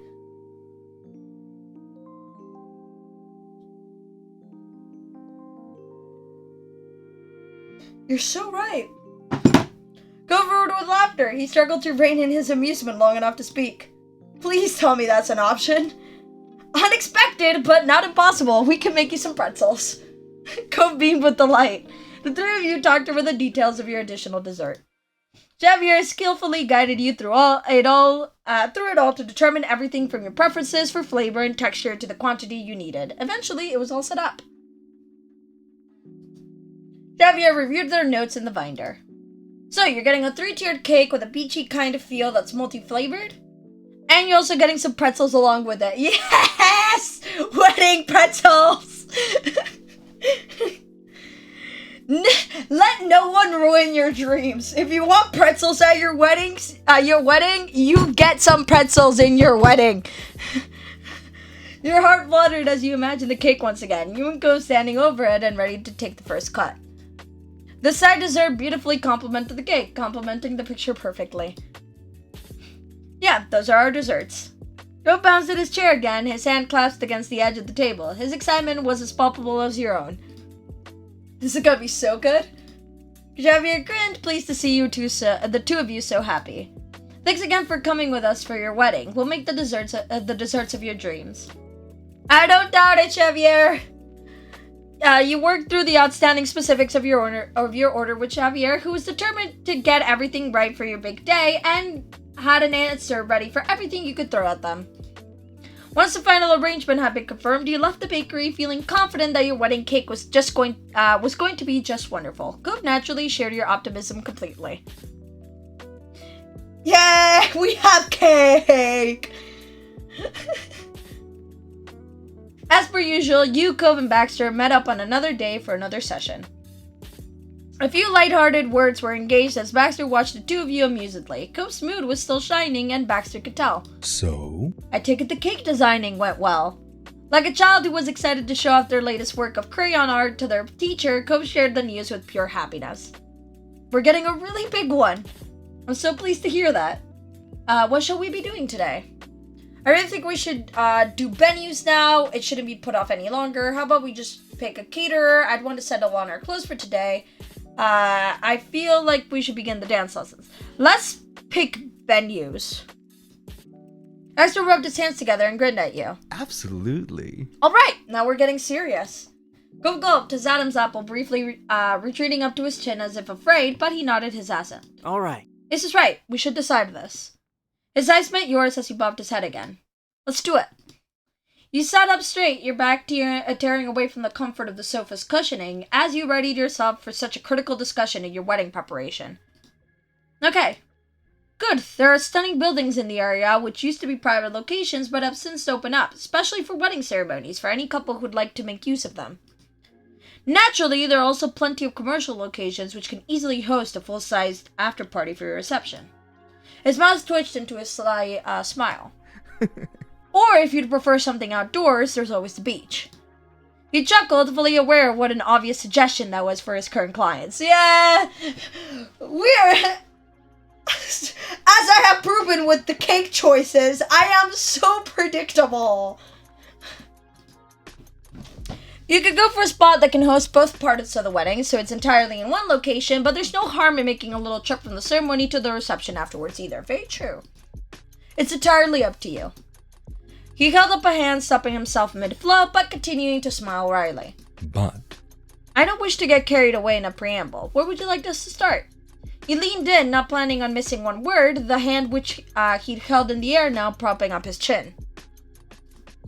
Can we figure out where the ceremony will be held first? Can we talk more about the reception options? It doesn't matter to me. I want to know what Cope would prefer. You glanced over at Cope, curious to see what he was thinking. Cope picked up on your prompt immediately. Oh then, if nobody cares, I'd like to talk about the location for the ceremony. Cope bit his lips as he weaved his fingers together on his lap. When he spoke again, his voice was soft and sweet, but just a little sheepish. That's the one I'm most excited about. Gladly. He relaxed back into his rolling chair, then he took out a phone with one hand while extracting his pen with the other. I can do that. I've got photos of the places I mentioned to let you actually get a feel for the scene. Baxter tapped away at his screen, pulling up the previous and potential ceremony locations for your wedding. While he was partially preoccupied with that, he rattled off these specific kinds of locations you could use. So? There's a few spots I'd like to show you. There's a mansion that was formerly privately owned, as well as a church, mosque, or a synagogue in the same vein. There's the beach, as always, or perhaps a different outdoor spot. Cope's eyes darted over to Baxter and back to you as he spoke up tentatively. So we're allowed to mention our own ideas for places? Baxter nodded amiably. Certainly. What did you have in mind? Well... He was looking down at his shoes as he spoke. Taking a deep breath, he glanced over at you.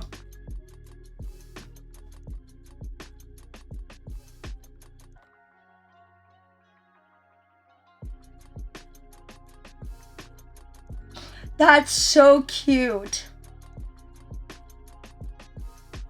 I can't.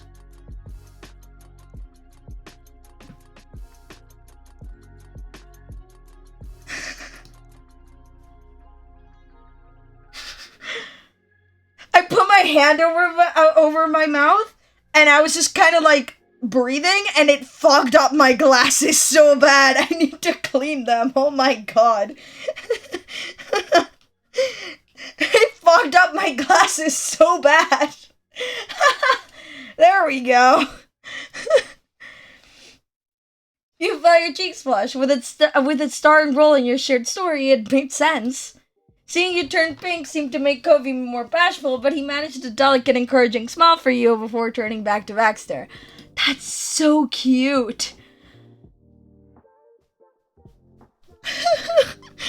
Shaking dramatically at the... Told you about it. It's where we got engaged, and he swallowed. And it's also where we first met. That's sweet. It is very sweet. I'm so taken aback. He tilted his head away and closed his eyes. I remember seeing it when I was there. Cove's gaze was fixed on Baxter with rapt attention, awaiting his verdict. It's rather small and round. Cove deflated, his shoulders sagging. Baxter opened his eyes again and continued. You don't mind your guests having to stand. There's just not room for chairs. We could still set up a simple ceremony there. Bill chuckled as he straightened up in his seat. Could be worse. The confidence had been restored to him. Having Baxter take this suggestion seriously and even offer ways to accommodate it had helped put Cove at ease. Then he checked over to you. We don't have to do it there, though. If it's poppies you want, there is another option. Does that sound alright? I know of a bigger, flatter field of those flowers in the Sunset Bird area. It would be spacious enough to have a full setup there. We have poppies. We need poppies! Bill tilted his head as he peered at the phone, genuinely intrigued by the news of another source of his favorite flower. Oh? That's cool. It did sound like it would be quite a stunning location. You began considering the possibility. Good to hear. Then Cove jolted in his seat, his head snapping up as another idea came to him. Are people allowed to have weddings or whatever in redwood forests? All these ideas are driving me crazy. Am I supposed to be able to make a decision?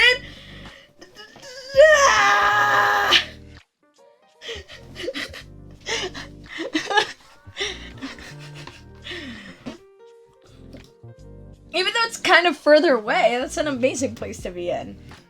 He drew his feet in close to the sofa as he looked down, growing shy. We made some special memories there. Baxter nodded surely. It is an option for certain spots. We could get it set up if you want. Cove grinned, delighted.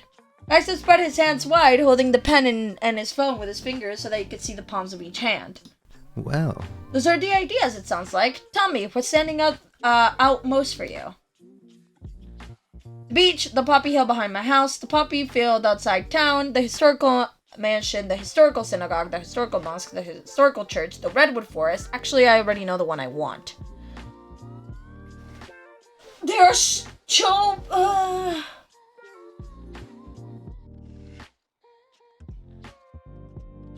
I'm gonna be real. I'm gonna be absolutely real. These two are the ones that most draw my attention. For real, for real.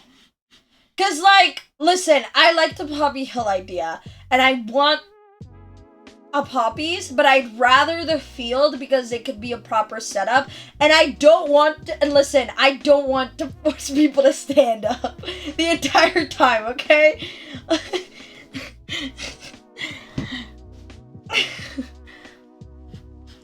And I also, because of the mentality behind it, I'm leaning towards the field.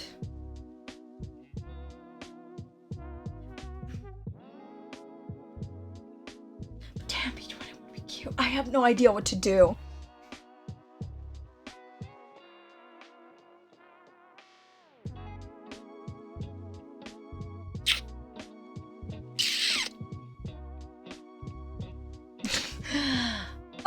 Okay, I'm leaning towards the field.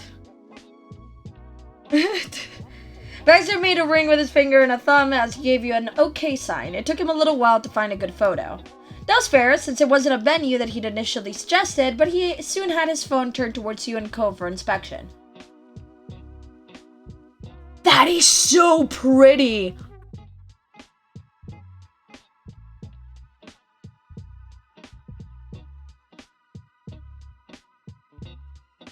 That is so pretty! Cove's eyes stretched open as far as they could go as he leaned in to examine the photo. That's just... wow.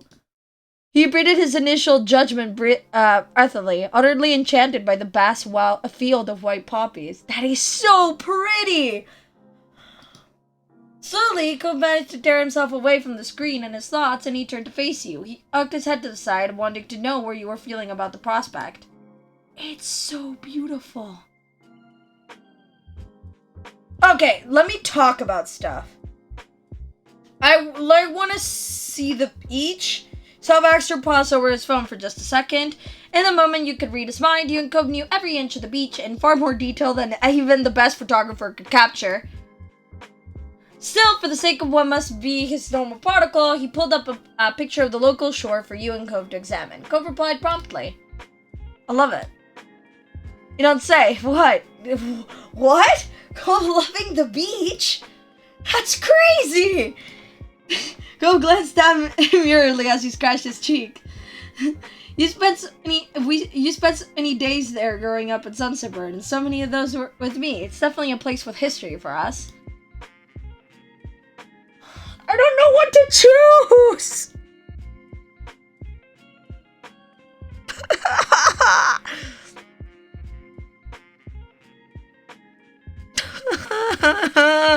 I'm in so much pain!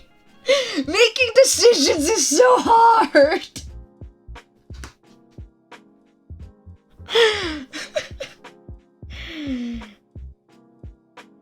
Making decisions is so difficult! Making decisions is so difficult! Hey, I'm back. I'm terribly sorry it took so long. My earbuds broke, so I had to find something else. No problem. What did I miss? Picking wedding venues is so hard. That's what you're missing. I don't know whether to do the field or to do the beach.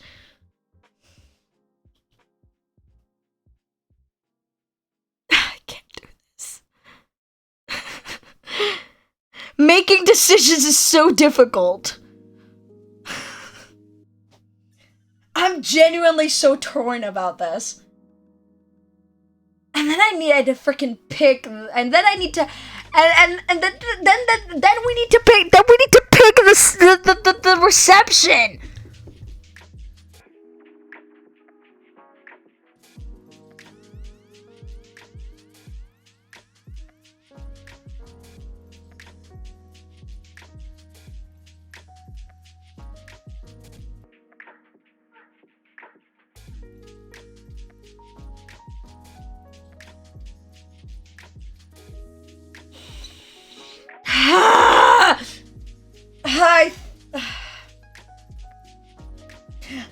I need to just choose something, otherwise I'm gonna be here forever.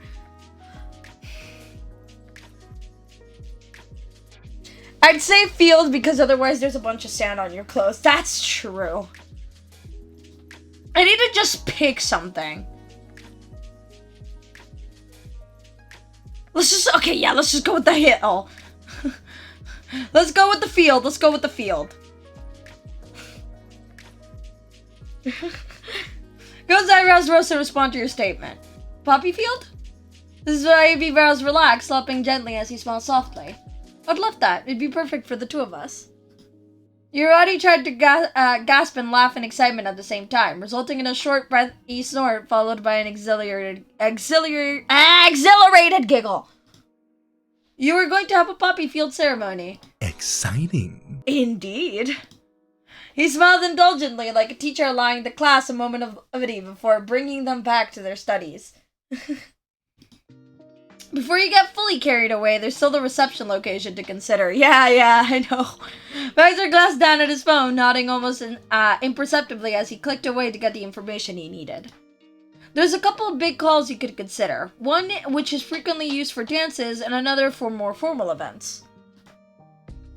There's also a large room in a historical mansion that could host a reception, the same one that I mentioned before. A rather new option is actually the aquarium in the city over, which now has the bandwidth to host private events. We can do stuff in the aquarium. These aren't all too good of options.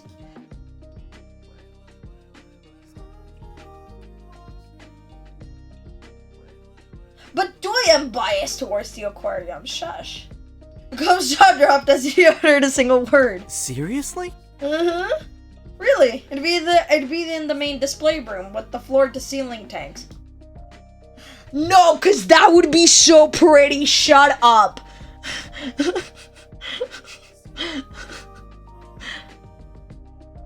His mouth continued to hang open, his face froze, and it was certainly a rare opportunity, and you couldn't think of anyone who could be as excited an option as Cobb. Which reminds me, my mom was watching a show a few days ago. I don't know what the show was.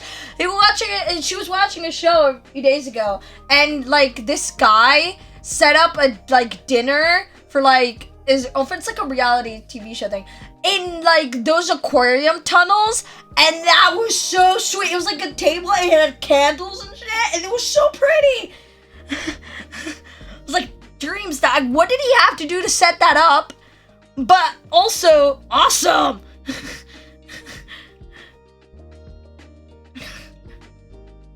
Like, there was an aquarium near here that had a thing where you could, like, sleep in one of the, like, tunnel things. It was, like, a thing you could get, and I was like, that's also really cool. Everyone's got that as well.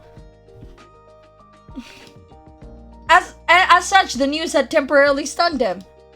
All at once, he blinked rapidly, closing his mouth in a hurry. Your attention returned to Baxter. Holy shit, we're doing it in the aquarium. Are you kidding me? The aquarium was certainly an option to keep in mind, but there were many other appealing choices to consider. Not more appealing than aquarium! Of course. Or if you wanted something outdoors, there's always the beach, of course. But the aquarium, though! Even though you didn't want to use the redwood forest for your ceremony, it could also work for a reception, so you're welcome to keep it in mind as an option. But aquarium, though. Like before, if there's anything you want to bring up yourself, that's perfectly fine. In fact, I recommend it. He pursed his lips as he dug around his mind, pondering the possibilities. As a thought struck him, he shifted to face you. What about that country club your moms were a part of? He snapped his fingers over and over, trying to dredge the name back up to his tongue. Right. They had their anniversary dinner there. You know the one? Me, when I forget a word in Spanish, and I can only remember it in English, and I'm talking to my mom, and I'm trying to figure out how to say it.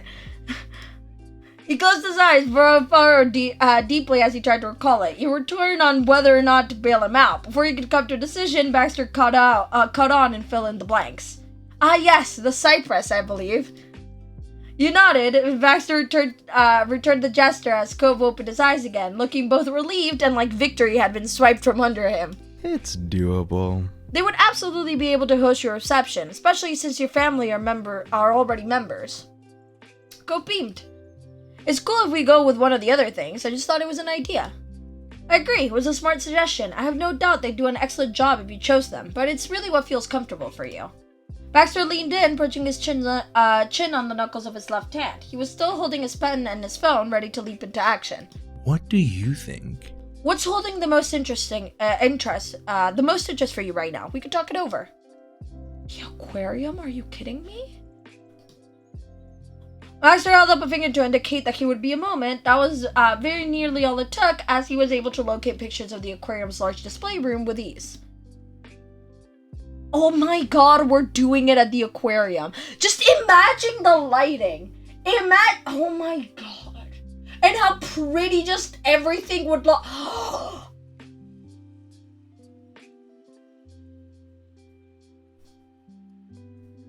I love it.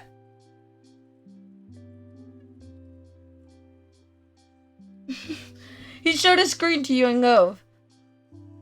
As he gazed at his beloved watery world, Gove bucked his shoulders from side to side. With his attention locked on the screen, you wondered if he was even aware he was doing it. Like they made it available for weddings just for Gove. It's such a pretty place. I understand how you feel. You simply chuckled as you watched him and you shook your head in amusement. It's so pretty. Finally, Cove pulled his gaze from the phone and glanced over his shoulder to you. You could tell that he was trying to figure out what you were thinking.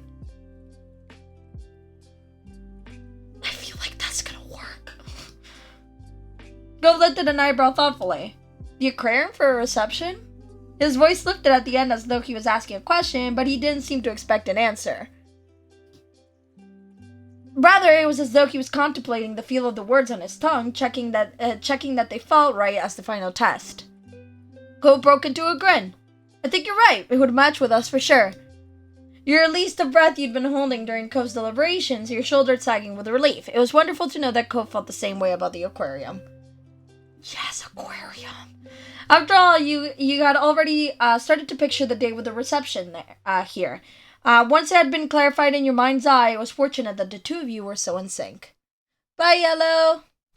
Love you too. Your energy was mounting. With the venues picked, your idle daydreams of the big day moved from hazy imaginations to sharp clarity. I'm so happy about wedding reception in an aquarium.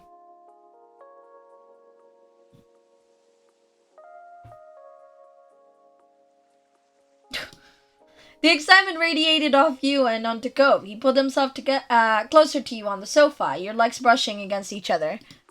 Sensing that his audience was becoming distracted, Baxter quickly spoke up. A ceremony at the poppy field and the reception at the aquarium after, Looking thoughtful, Baxter tapped his pen against the side of his desk. Your eyes were drawn to the source of the noise. He tilted his hand as if to tap it once more, the pen idly rolling between his finger and thumb, and then he smiled. Perfect. Sounds like a wedding. I'll make it happen. Cove spun to face you, his eyes alight with glee. You'd got your wedding locations! You felt every pump of your heart beating in your chest. It was a thought so simple and yet so monumental that you were struggling to accept it all at once. You knew where your wedding was gonna be. So exciting! Your lips lingered on his skin for only a moment, yet Cove was still flushed when you pulled away. The sudden display of affection had caught him by surprise. Getting married! It feels so real! It feels so real now! With one of the most critical elements sorted, the big occasion was really coming together. Cove chuckled at your words. Gazing into his eyes, you knew that all that he could think about was the day that you'd just taken another step forward towards planning. Reviewing the venue options had taken up the bulk of your allotted time with Baxter.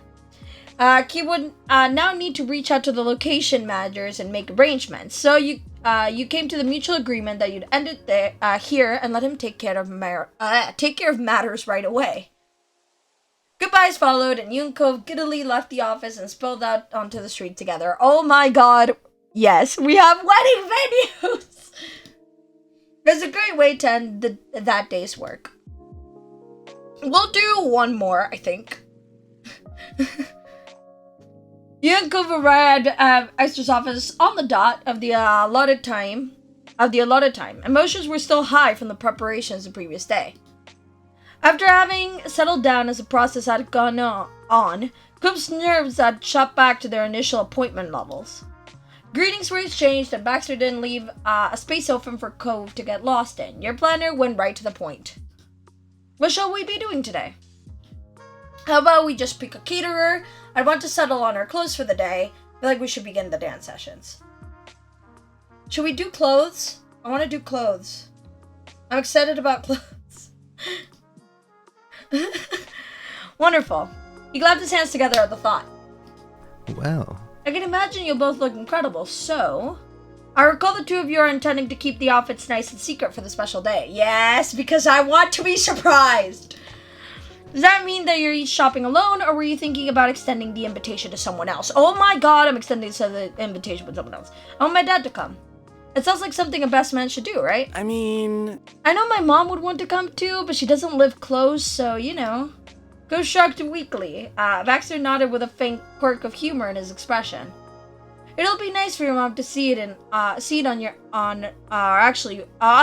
don't know how to read! It'll be nice for Mom to see it on our actual wedding day, though. of course. There we go.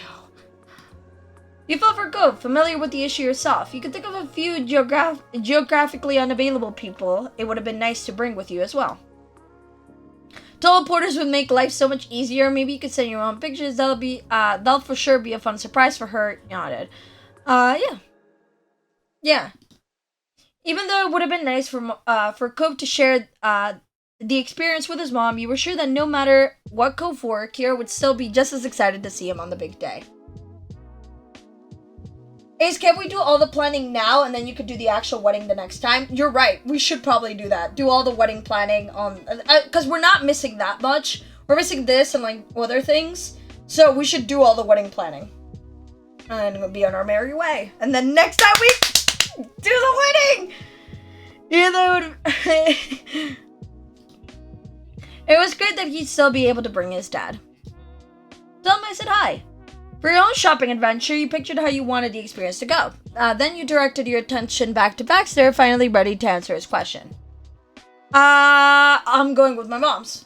Yeah. You welcome your mom's help on this shopping adventure. The trip was far less likely to end up with you scrutinizing yourself in a mirror when trying on the 13th outfit for the 15 minutes trying to judge it and the previous dozen options yourselves. With that decided, Baxter rubbed his hands together in satisfaction. Perfect. But before you run off on the next outing, it would be best to choose where you're going. Do you have a preference on which store or stores you'd like to visit? There are 2 excellent local shops that should be able to set you both up with whatever you need. One is primarily a dress boutique, but it also has romper and skirt options. The accessory selection is also divine. There's also a shop that focuses on suits, pantsuits, skirt suits. They have it. They also have all the relevant additions that you'd be likely to want. I guess. I'm gonna wear a suit, so I guess I'll be going to the suit option. Listen, every time we've gotten a fancy thing option, I'll usually switch between dress and suits because I like both of them. But I would be an absolute liar if I said I didn't want a dress for a wedding. I'd be an absolute liar.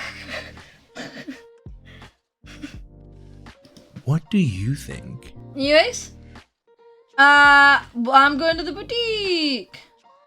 I could also just go to both, but that'd be a liar. It's doable. That works. We've not in agreement. Lovely. You make this so easy for me. Baxter sounded pleased as he reached over for his notebook on the nearby desk. He clicked his pen and jotted something down. I'll leave the rest up to you, and I'll see you both during our next session. Good luck. His smile was curled but bright. He waved you both off. Thanks. Cove's voice was nervous as he started to shuffle out. You got up, following him. Bye, see you next time, Baxter. Thank you. We appreciate you making this easy for us too. Toodaloo. You waved goodbye. See you next time, Baxter. Time passed from your meeting with your planner, and soon both you and Cove were going out for the big shopping trip. You temporarily said goodbye to your fiancé. You hugged Cove and squeezed you back with a big grin on his face.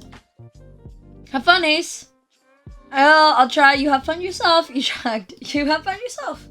Cove nodded, bouncing on the balls of his feet. You could tell that he was slightly nervous, but still looking forward to the rest of the day.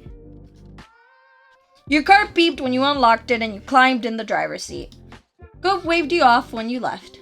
You swung by the neighborhood and picked up your parents along the way. Mom and Ma joked about who called shotgun first and who would spread out in the backseat. It was a pleasant drive, full of light conversation. For example, you learned that there was a rumor going around Sunset Bird about finally fixing up the old park. Whoa! No way! Ma doubted it was gonna happen, since apparently it had been going around the grapevine for a while. Mom didn't think there would be smoke without a fire. But that's getting off topic. What are you hoping to find today, Ace? You mentioned a few of your ideas, and your parents listened eagerly, chattering about the possible ideas for the rest of the drive. Up ahead was a very proper, fancy building. You could tell it was going to be really nice. Oh, we love it. You entered the boutique and took in the view. We love. The first thing you noticed was how warmly lit the shop was. Despite most of the merchandise being stark whites, the lights had a soft glow. It was fanciful, like a fairy tale place where dreams could come true. Dresses had room to breathe, each displayed like it was a treasure. In the air, there was a faint scent. You thought it was something floral, but you also thought that something smelled like vanilla as well. Whatever it was pretty and not overwhelming. Aha. Fancy. Ma's eyes narrowed as she scrutinized the place.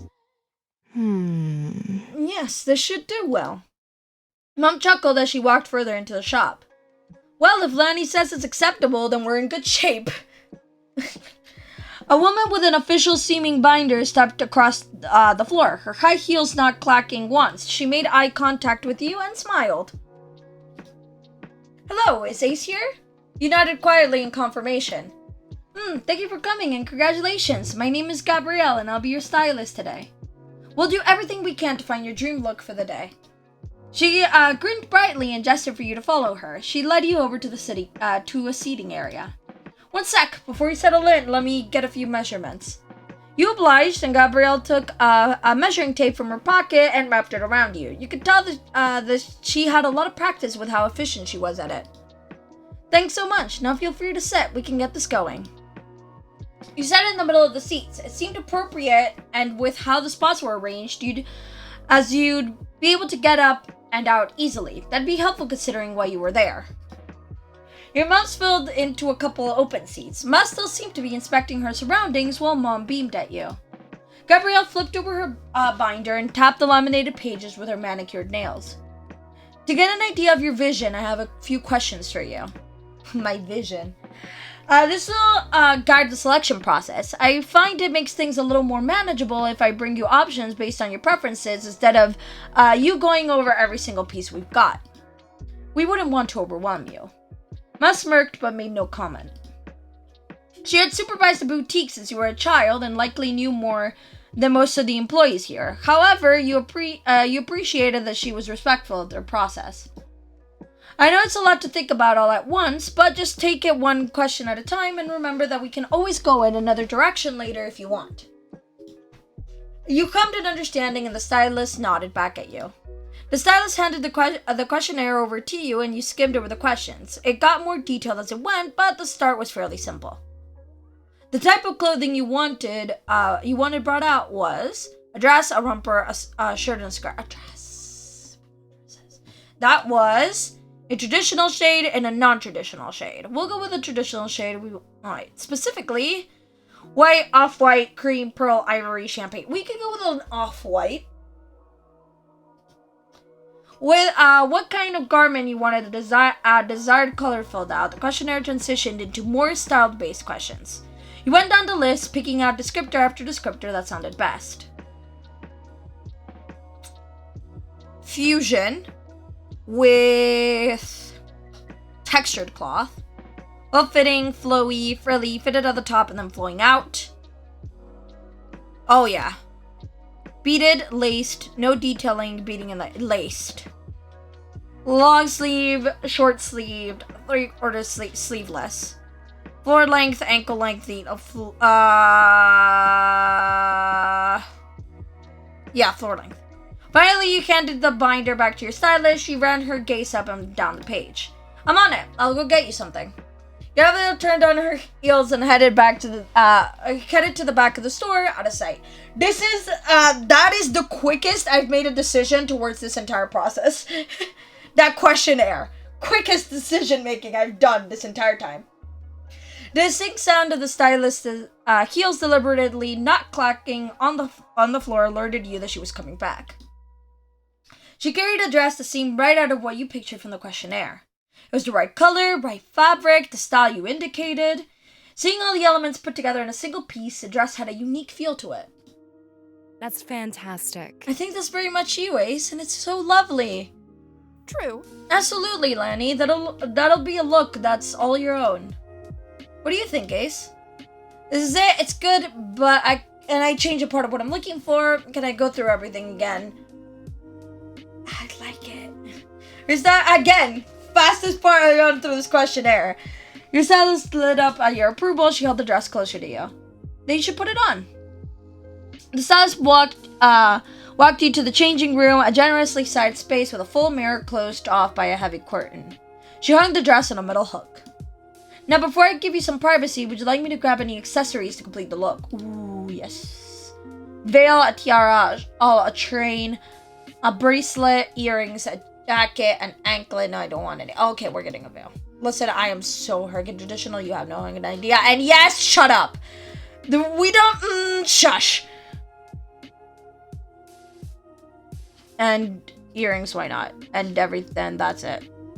You shared your ideas with the stylist. From your description, he had something in mind and left you to collect what you requested. You closed the curtain after Gabrielle was gone, and you were glad there was space to put your clothes when you changed out of them. You slipped into the dress. It fit well for something off the rack. Gabrielle knew what she was doing with sizing. You expected yourself before you left the dressing room.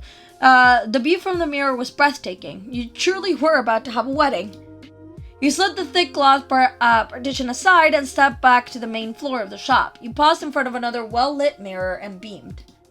Gabrielle walked up and accessorized you. The look was finished. In the mirror, the day you were planning for looked back at you. You and the dress you'd wear to the ceremony. It felt real. You were so excited, you were nervous, you were excited. You felt like jumping for joy and struggled not to run around telling everyone in the shop how lucky you were to be marrying Cove.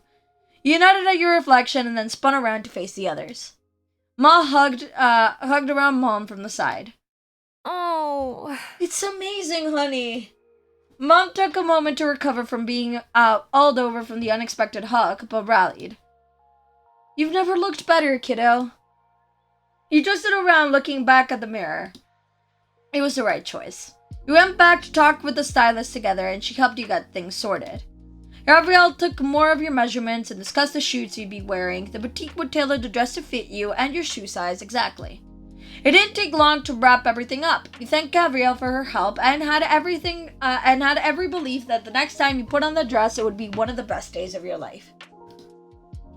When outside, the first thing on your mind was calling Cove to let him know you were done. You selected Cove's name in your favorites and tapped the call button. He answered right away. Again, this outfit thing, fastest decision making I've done this entire time. Everything else has been such a dilemma, but this I knew. His voice was chirpy over the phone, eager to talk to you. Ace! Forgot about the name thing. Hi. How did it go? Good, I found something. I'm so glad. That's so good. I'm glad it worked out. He sounded sweet, and a small part of you melted. Talking to him made you even happier that you had been for successfully finding your outfit. Cover things for you. I did it too. Me and Dad kind of struggled, but it worked out. I'm pretty sure it's all good. You should like it. I can't wait to see. I can't wait for you to email what I found. I can't wait for us to see each other. Why am I not surprised that this was a challenge for you? I'm sure your efforts will pay off. I can't wait for us to see each other. It's gonna be amazing. This is a surprise I can wait for. Suddenly, the days before the wedding seemed even longer. Now you would be in suspense. Should I say sorry now if I cry when I see you? I know that it's gonna be perfect. No, because I'd probably cry too. I am such an emotional person, man. But I should probably let you go. We can see each other in person when once we get back. I love you. Goodbye for a little bit, Ace. I love you. I love you. Bye. You ended the call gleefully and tucked the phone away. Then you pulled out your keys and hurried off to your fiancé. You also gave your appreciation to your moms for not interrupting your conversation with Cove. They had been able to sense you'd been missing him and needed that time. You parked in the familiar street to drop off your moms. With the car parked in front of your old house, you said your goodbyes. Thanks. Thanks for letting us come along. Hopefully we didn't cramp your style too much. I'm sure we'll see you soon. You thanked them for joining you and waved until they disappeared into the house. In the car, with the scenery flying past you, you reflected on the day. You thought back to what you had put together and felt your heart flutter. The image was crystal clear. You could see yourself in it, and the view of your wedding day had become that much more defined in your mind. Right on time, you entered Baxter's office for your next meetup. He was waiting there for you. So? Hello, were you both able to find pieces you're happy with? I think so. It's gonna be wonderful. Yeah. As it should be. What shall we be doing today? How about we just pick caterer? I feel like we should begin the dance lessons. Let's leave the dance lessons for last. We'll do the caterer right now. Alright. Cove's brightening enthusiasm was no surprise to you. Food always excited him. Baxter placed his hands on the arms of the chair and lightly tapped it with the tips of his fingers. In that case... This should be a nice time. I'll make sure you find the proper service to meet your needs. But don't worry, I won't get in the way of deciding any details for the menu. Thanks. I appreciate that. After the rest of the session circled around, finding a specific catering company, and eventually you all agreed on one in particular. They were able to make arrangements with you right away. One phone call and you had a scheduled time to go over the details in person. That included a meeting with the chef too. And as an added bonus, this would all happen before your next appointment with Baxter. It was a relief knowing that the menu would be taken care of by the time you saw him again. Until then, there wasn't much else to do. It was time to leave. Thanks again for your help. See you. It's my pleasure, of course. I await your next visit. We'll be back soon. Bye. Baxter nodded with a genuine smile as he watched you head out the door. Once you were both outside the offices, you noticed a little pep in Cove's step. You were both in good spirits. Chipping away at the wedding planning had a special way of doing that. On the scheduled appointment with a caterer, you and Cove eagerly arrived at the location specified over the phone. Whoa, this is so fancy. You were led inside the building past the seating room and directly into their commercial kitchen. It was sleek, silver, and so clean that it sparkled. The observation alleviated some worries right away. Next to you, Cove's eyes wandered the space with intrigue. Along the back wall, you spotted a woman at a sink large enough to be an arm's length deep. She looked over her shoulder and grinned brightly. Ace, make sure there's a vegan option because Liz is vegan. Very true, yes. Hold on, I'll be right there. She finished washing up and swiftly crossed the room, drying her hands on her apron. When she reached you and Cove, she gave a little bow. Hi, I'm the head chef and your caterer. I hear that you're getting married and are in need of sustenance for your friends and family. Yeah, we are. Well, I can assure you that you come to the right place. We provide a full course meal with a menu tailored to your taste and requirements. We'll also include all the plating, silverware, and glasses. That's incredible. Hold. Wait, is she vegetarian? I think she's vegetarian, but yes. I believe she's vegetarian if I remember correctly. But let's not get too ahead of ourselves. Why don't you introduce yourselves? A bit stunned by the speediness of the chef's candor, Cove took the opposite approach and slowly, awkwardly pointed to himself. I'm Cove, the crew. That's Ace, they're the bride. I love it. You could call me Rhonda. The wiki says she's vegetarian. There we go. I love it. You can call me Rhonda. Okay. Hi, Rhonda. Hello. Marvelous. Now that I have a little pamphlet that I'm gonna go grab. You can read it, leave it on the counter, use it as a coaster. It's okay. I'm gonna explain everything myself anyway. Think of it as an extra guide. Rhonda waved the idea of any formality with both hands and she also shrugged nonchalantly. I love Rhonda.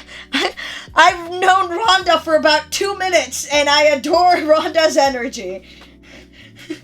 Go chuckled shyly, leaning towards you while she lightly jogged to the other side of the kitchen. She scooped up the 2 informational sheets and came right back. Rhonda confidently stretched out her arm all the way to offer you each a pamphlet. Both of you accepted one. Cove turned his around in his hands, inspecting it carefully. You studied the one in your hand too. Well, now that I've remembered that, we can get into the nitty-gritty. Let's shop talk the menu. You could choose to have a single menu that's consistent across the board, easy peasy, or you could do up to 2 fully separate types of menus based on different dietary needs. Guests could choose between them and we'll prepare as much of both as needed. And it practically goes without saying, but we'll be able to accommodate individual plate changes if any comes up. For example, a situation where just 1 or 2 people need some specific elements out of it, we can work with that without needing to make another full selection for it. So, what kind of menu did you 2 have in mind? One with no special requirements, vegetarian, lacto-vegetarian, vegetarian, pescatarian, vegan, you left it all up to Cove. One with foot scale exclusions for taste and allergies. I'll leave it up to Cove, and then the other one will have vegetarian because we do need that. Cove's attention moved to the pamphlet to you. He breathed out evenly, understanding that he would be the one to answer here. Well, his brow furrowed with the thought as he ran through the options the pamphlet listed one more time. He pressed a finger to the paper. Ace has some specific preferences, so we should probably do a full menu based on that to make sure it's okay. Nodding, you were in agreement with Cove's answer. You appreciated him speaking up and handling the situation for you. Sure thing. The chef smiled warmly at his choices and then pulled out a notepad and pen. She made sure to write down everything that was requested. That's a biggie already done then. Let's keep that ball rolling. Okay. You piped up quietly in agreement. You weren't sure if she had heard, so you abruptly added a polite nod. At the minimum, there's going to be a main entry in our service, so that's 1 course automatically. And if you're having a cake or another dessert, that'll technically be another course for your guests. When I was playing the wedding DLC, I was doing silly voices for all the characters that appeared once or twice, and I did Rhonda in a very silly version of a Scottish accent, and that was the only kind of voice I can imagine with her. Although that doesn't count as one of the portions that we offer here. I could go up to 6 courses, the dinner, and as many as 5 additional portions. So we're looking at salad, soup, a hot appetizer, a cold appetizer, and/or a palate cleanser. Do you know how big you want the service to be? I think we only need a 1-course meal. I think we course, 3-course, 4-course, 5-course, 6-course. Should we do 4-course? Sure. 4 courses? Why not? Bursting an eyebrow burst into a small fit of laughter. When he collected himself, he rubbed his arm, watching you closely, like he wasn't entirely sure if you're being serious or not. Plus, if something counts as a palate cleanser, then we should be fine. I didn't think we'd go that high, but I'm not complaining. I wanted at least one thing besides the main meal anyway.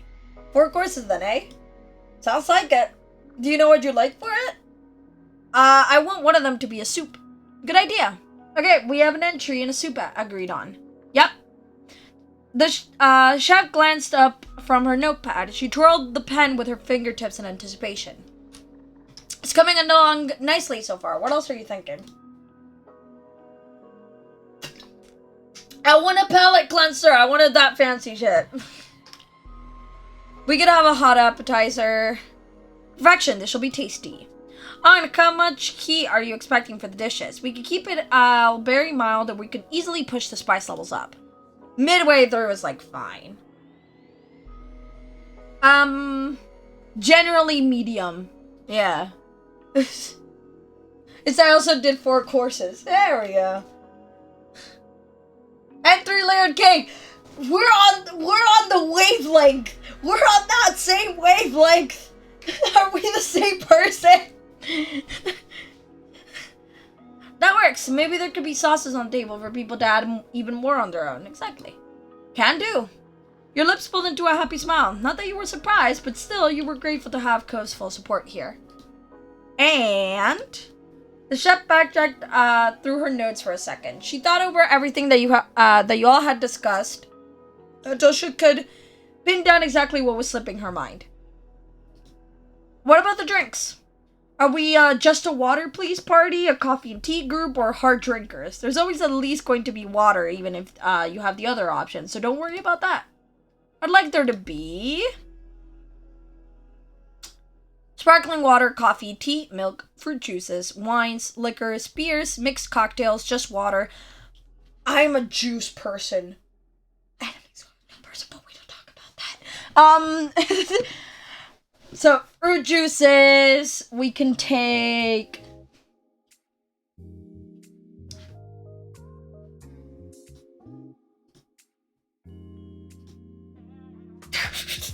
shh, it's fine. I think we covered it. There's nothing else I'd want to add. We'll make it happen. So that's the menu type, meal scale, spice level, and beverage basics. Please, Rhonda rolled her sleeves up. Her gaze fell on you and Cove with a new determined gleam. Let's go deeper. Cove smiled nervously at the chef's intensity, but he didn't wilt completely. You had a sneaky suspicion his remaining strength came from the topic still being about food. The conversation continued from there. It dug into specifics such as the main protein and the side ingredients, the style of cuisine the foods would be based on, and so on and on. It took a fair bit of time, but eventually a finalized selection was arranged. You couldn't get over how delicious everything sounded the longer the conversation went. By the end, Cove appeared just as relieved and excited as you were about the food, but most of all, you were also grateful to have a set menu planned for the wedding. Rhonda, however, hadn't slowed down at all. Rhonda is a ball of absolute energy. As either you're both settling down for rest, but just hang on and stay with me a little longer. We're not done yet. Oh, there's something else? Yes, and it's called presentation. We can do all levels of flair for your meal. We're picturing a plain Jane approach or something more hoity-toity. Stuff just needs to be on the plate. I'd like it if some care was put into the arrangement. Taking extra steps to have an excellent presentation would be appreciated. You simply shrugged. I won't or killed once. If some care is put there, yeah, that's sweet. Yeah, it would be kind of nice if it felt special for that day of all times. That works for us. So as I started to talk about way back when, we'll provide the plates and utensils and such. Our plates are white, but they can be completely plain or have little swirly details around the edges. Oh, give me the swirly details, Rhonda. Before you or Cove could even consider giving an answer, she held both her hands up to stop and stole a glance over her shoulders. Oh, wait, give me another a sec. I'll grab some stacks. You should see before choosing anything. Again, without leaving a window to say anything in response, Rhonda darted off deeper into the kitchen. Cove stared at her as she went. His expression was deadpan. You can pick the plates. Yes, alright, I'll handle it. What, does it look like I want to pick plates? You nodded casually, you shook your head clearly. You nodded casually. An abrupt clattering came from the direction she disappeared down, and a moment later your caterer had reappeared. She kept her word and had piles of plates balanced in each of her hands. He stepped up to a clear counter space. Rhonda spoke cheerily, almost musically, while laying out the first set of plates and some forks to go with them, perhaps so you knew for sure what they'd look like together. Here's the white. Gov looked on distantly, but you leaned forward to properly scrutinize the pure white dinner plates. And there's the swirl. As promised, this time there was an extra design element on the plates. You considered it carefully. Now, what are you thinking? Let's do the swirly ones. Got it. Thanks for humoring me. And because you're getting the hot appetizer course, there's an extra piece to this puzzle. Now, we could just bring it out ahead of the meal and place it in front of each guest in their seat, but that's not our only option. We could have all the appetizers set out on a single table from the very start of the reception so the guests can go over and eat as you please. I like that. Or we could even have servers walk around the room with platters of appetizers to offer guests throughout the party as they mingle. I like the table. It makes sense to me to serve it on the table before the entry. It would be best to leave it out on a single table. I like the table option. And that way everyone can go at their own pace. It makes sense to me. Righto, that's what we'll do. Thank you. And now you can breathe. We're done. Rhonda laughed happily as she closed her notepad and put it aside. Okay, cool. I'm glad we have that worked out. Thank you very much, Rhonda. Thank you for your help. It's my pleasure. We're looking forward to knocking your socks off. It'll be a 4-course personal requirements, mildly spicy meal that your guests will be talking about for years to come. I promise. Neat. One last quick question. Sure thing. How do we get out of here again? Rhonda clapped her hands and let out a deep laugh. Go's face reddened with embarrassment. Go down the hall and take a left to another hall, then a right, and then you'll find the exit. It was so nice meeting you two. Thanks again. After that, you and Cove left the kitchen and made it out of the building in one piece following Rhonda's instructions. You both returned to the car with a bigger in your strides. I hope he remembered those instructions because I seriously cannot remember one word from them. It was amazing to get such a nice meal arranged and exactly the way you both wanted it to be. The food was definitely something you were going to be daydreaming about from now until the big day. It's dance lesson time, everybody! When you arrived to the office again, Baxter was already comfortably seated and scanning over his notebook. He glanced up from it at the sound of the door opening. Hello, folks. Welcome back. What's on the menu? Baxter smirked, but Cove answered with complete earnestness. We're getting a haste menu. Delicious. What shall we be doing today? It's dance lesson time. Exciting. Indeed. Good choice, Ace. The appetizers on the table is a very classy choice. Yeah. Oh, you want to get started on that? Exciting. Baxter gestured down to the other door in the space, rolling his wrist to point with his whole hand in an extravagant gesture. There's a room here in the building you can use for dance lessons. I'll need to schedule it, of course. We need to be certain there wouldn't be any conflicts. If you could wait a moment, please. He pulled out his phone and swiped his finger a few times, his brows furrowed as he checked some sort of calendar. He tapped something with a flourish and looked up with a grin. Cope watched with open anxiousness. Go and I can attend lessons in the afternoon. Then, Ace, we can have the evening. I believe I can pencil us in as early as tomorrow for the first sessions. Happily, there is enough vacancy in the event room for individual sessions. One-on-one lessons are ideal for this. Every person is at their own level and will need guidance with different aspects. I could get everything arranged today if that works for you. Cove nodded seriously. There was no hesitation coming from his corner, despite his jitterness. Let's do it! You agreed, relieved that it was going so smoothly. You had been somewhat nervous when you suggested it. Baxter placed the phone down to clasp his hands together. His enthusiasm was hard to miss. Excellent. I'll make it happen. And he did. Baxter made the necessary arrangements right afterwards. He asked for your input occasionally and finalized the times. He planned each detail out exactly. Any specific idea that Cove or you had was jotted down and added to the considerations. What kind of music are you thinking of? Would you rather go with something fast or something slow? It doesn't have to be ballroom staples. I'm more varied than that. A recent wedding I helped with went with classical music for the first half and then early 2010s music for the last half. There's no wrong answer to this. Go shrugged and left space for you to answer. I like classical music. I would want love songs to dance for. I enjoy theatrical music, and we have pop music, and we keep to traditional wedding music. I want alternative music. I would love to have rock music. I like country songs. My preference would be jazz. It'd be cool to have throwbacks from when we were growing up. I think it'd be fun to use video game soundtracks. Well, yeah, let's do we can be cheesy. Come on, we can be cheesy for a bit. I had an ad where someone dropped a wedding cake onto someone's lap and then put a sort of pill in their mouth and then smoke came from their mouth. That sounds very exciting, I think. You had already started thinking about what songs best fit Cove and your relationship. Baxter nodded approvingly. Cove was even more supportive of your recommendation. We can be cheesy for a bit. Cool. I think I can guess some of the songs you're hoping for. Absolutely. Of course, and speaking of, let's chat about particular tracks. After continuing to discuss music selections for a while, your office time with Baxter finished and it was time to leave for the day. Goodbyes were said, knowing that the separation wouldn't last long. Tomorrow wasn't far.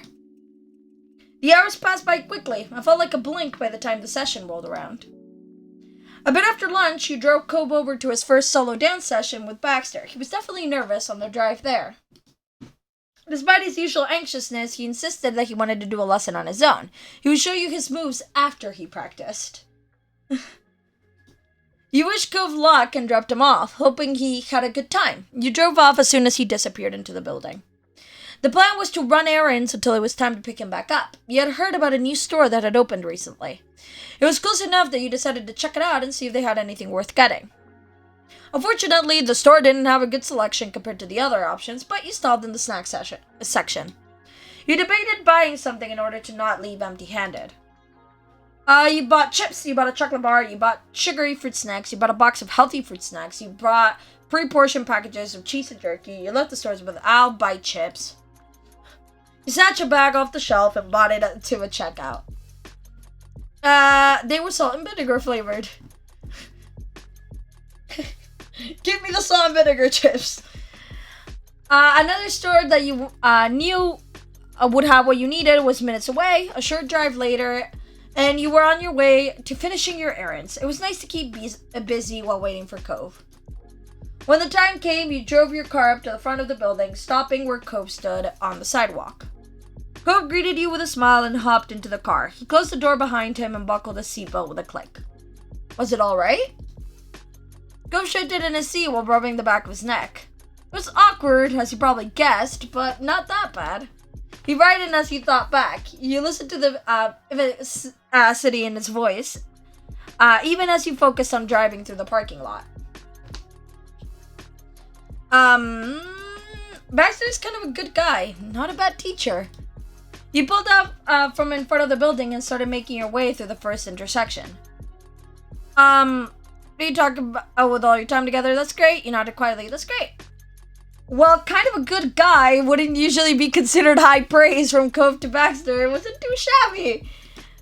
Baxter must really have done his best to put Cove at ease. Yeah, I'm feeling even better about all this stuff going forward. I'm glad. You finally pulled into a parking space and parked the car. You couldn't linger in the car too long giving your own lesson. It was time to go. You looked at the grocery bag in the back seat with the snack you had bought. Yes. If you're hungry, feel free to snack. You probably needed some fuel after dancing for so long. You pointed over at the food and Cove's eyes widened at the sight. You're the best.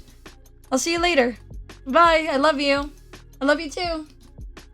Cove leaned over and gave you a quick kiss. You beamed back at him. You left Cove with the car and walked with a bounce in your step to meet up with your wedding planner turned dance instructor.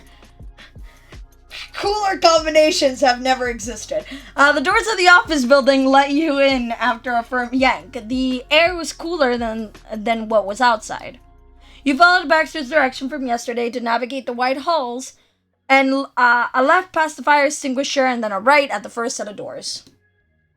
You found a set of thick glass doors. You peered into a large event room. It had to be the place. Ooh. You entered the space and noticed the towers of chairs on the side of the room. It was easy to imagine the room filled with a crowd, but for now it had all been cleared for your private class. You walked across the empty tile floor to the counter at the back where Baxter was. He raised his head and waved you over, setting aside some notes he had been reading. With the paper and an elegant fountain pen left on the counter, he started forward to meet you in the middle of the large room. Hello. Welcome, Ace. I'm glad you could make it. You nodded and gave him a friendly smile. I hope you've been well. I'm fantastic. I'm ready to boogie. I'm fine, but I hope you're in tip-top shape for this. Been worse. You okayed with your hand wordlessly. That's what I like to see. Baxter pulled a remote from his jacket pocket and clicked a button. A speaker system you hadn't noticed before crackled to life. Familiar music filled the room. He must have been busy to already have the song that you talked about yesterday ready. Damn, such luxury, indeed. He tucked the remote back into his pocket, and then Baxter turned his attention on you. He offered you his hand. Well. A lead, at least at first. We could switch later if you prefer. Something surprised you about how fast you were getting down to the dancing. It's like, yeah, that's what we came here to do, but oh my god. You couldn't help but feel knots in your stomach. What if you tripped? What if you got awkward? But this was the plan you'd arranged, so you hesitantly took his hand. We're doing this for realsies. His fingers linked around yours, and he put his other arm across your back. Your other hand covered awkwardly in the air. You weren't sure where to place it. His shoulder? His back? You noticed your confusion and directed you into a proper form for a slow dance. When you were comfortable, he guided you into the steps. You watched your feet, carefully following his lead. He was a good teacher and a reliable partner for a dance. It didn't take long for you to start moving to the music, following the rhythm rather than worrying about what foot went where. Baxter suddenly smirked, the twitch of his lips getting your attention immediately. You know. Now, I recall that it wasn't just dance lessons I was available for, was it? I also offered to give you rides whenever you needed them, didn't I? Hopefully I haven't let you down with that. It took a moment before you understood what he was talking about. You laughed, clear and bright. I think I'll be alright. We have our own cars now. You were impressed you still remembered, but then again, you also remembered it. It had been a particularly memorable summer all those years ago. Being firmly in the flow, the discussion died down. The only exchange was the music and the sound of your shoes on the sleek floor in time with each other's. So tell me how the things go with Cove. Do you still dance often? What happened to you after that summer? You focus on... But do you still dance often? No. I don't compete anymore, if that's what you mean. I haven't even kept up with it as a hobby lately. I do it for weddings, if the couples would like me to assist. He gazed into the distance, somewhere else for a heartbeat. Then he came back to you and smiled. I still love dance, clearly.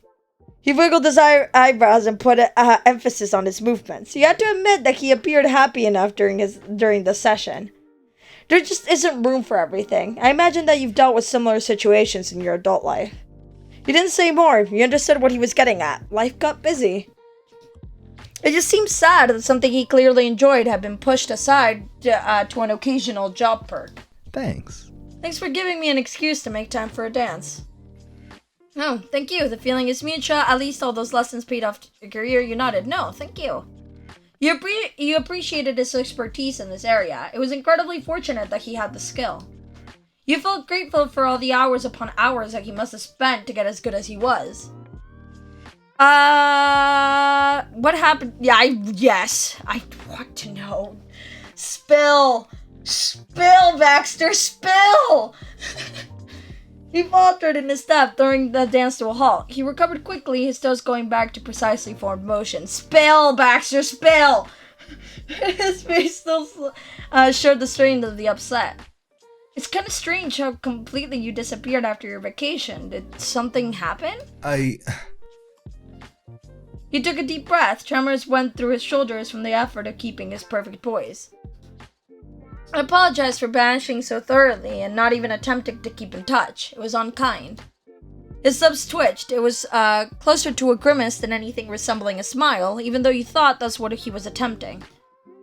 I didn't think it mattered at the time to end it completely once I left Sunset Bird behind. At least, that's what I told myself, or rather, what I hoped would be true. I wished hard that when you and everyone there didn't see me anymore, that you'd never think of me again. You'd go on with your lives happily and I wouldn't factor into it. You paused again. How did music sound so much like cold silence? That doesn't make much sense to you, I imagine. Baxter offered a one-shoulder shrug for your supposed trouble. You waited for him to explain. You made a soft encouraging noise to make yourself uncomfortable. Encouraging! He took another deep breath and determination sparked in his eyes. It's the eternal story of my life. I want to be liked, but I can't be important. A friend for a season, a planner at a wedding. That's me. Not like him. What was a fiancé? He stays. He tries. Clingy, I think your friend and family like to joke. I never thought so. He didn't even care for me, but was willing to dance together to do a better job for his wedding. In life, there are just someones that, and then there's the one. You found your one, and I'm genuinely thrilled you did, and that he found his. All I want is to exist with that happiness and to not get in the way of it. But neither of us are here for our old relationship dynamic. That's ancient history. We don't need to get married in the past when the future is so bright. Baxter's tone was pointed with finality. There was so much, that was as much as he would say. The pace of the dance sped up, going back to what it had been before. You nearly stepped on his foot at the sudden change. Since he clearly was not going to discuss it more, you didn't attempt to pry for more details. This has gotten into incredible personal territory. Thank you for saying that. Accept your apology. I still don't understand that. You deserve to be important. You said nothing else. It's so cliche, but you're so right. Baxter, you're a wonderful human being. He dropped his gaze at your words, uncomfortable with your sincerity. You decided not to push anymore, and the tension slowly drained out of him. Baxter pulled his face, and for all the world appeared like the conversation had never affected him. Alright, yep. Baxter chuckled as he led you to the left. You followed, watching his reaction more than your feet. Grove is a remarkably sweet man. You have nothing to worry about, in more ways than just his dancing. But I won't say anything else. Instructor-client privilege. That response piqued your interest past simple curiosity. What had happened? The question was plain on your face, but Baxter suddenly focused on your heels. With him staring downward, he paid more attention to your timing. Perfect. Very nice. It was clear that you weren't going to get more out of him on the topic. You focused on your movement. The acoustics of the room were surprisingly good for dancing. The music was at a good volume, and despite the tile flooring, the tapping of your steps didn't echo distractingly off the walls. You both continued to dance as the song cycled through and back.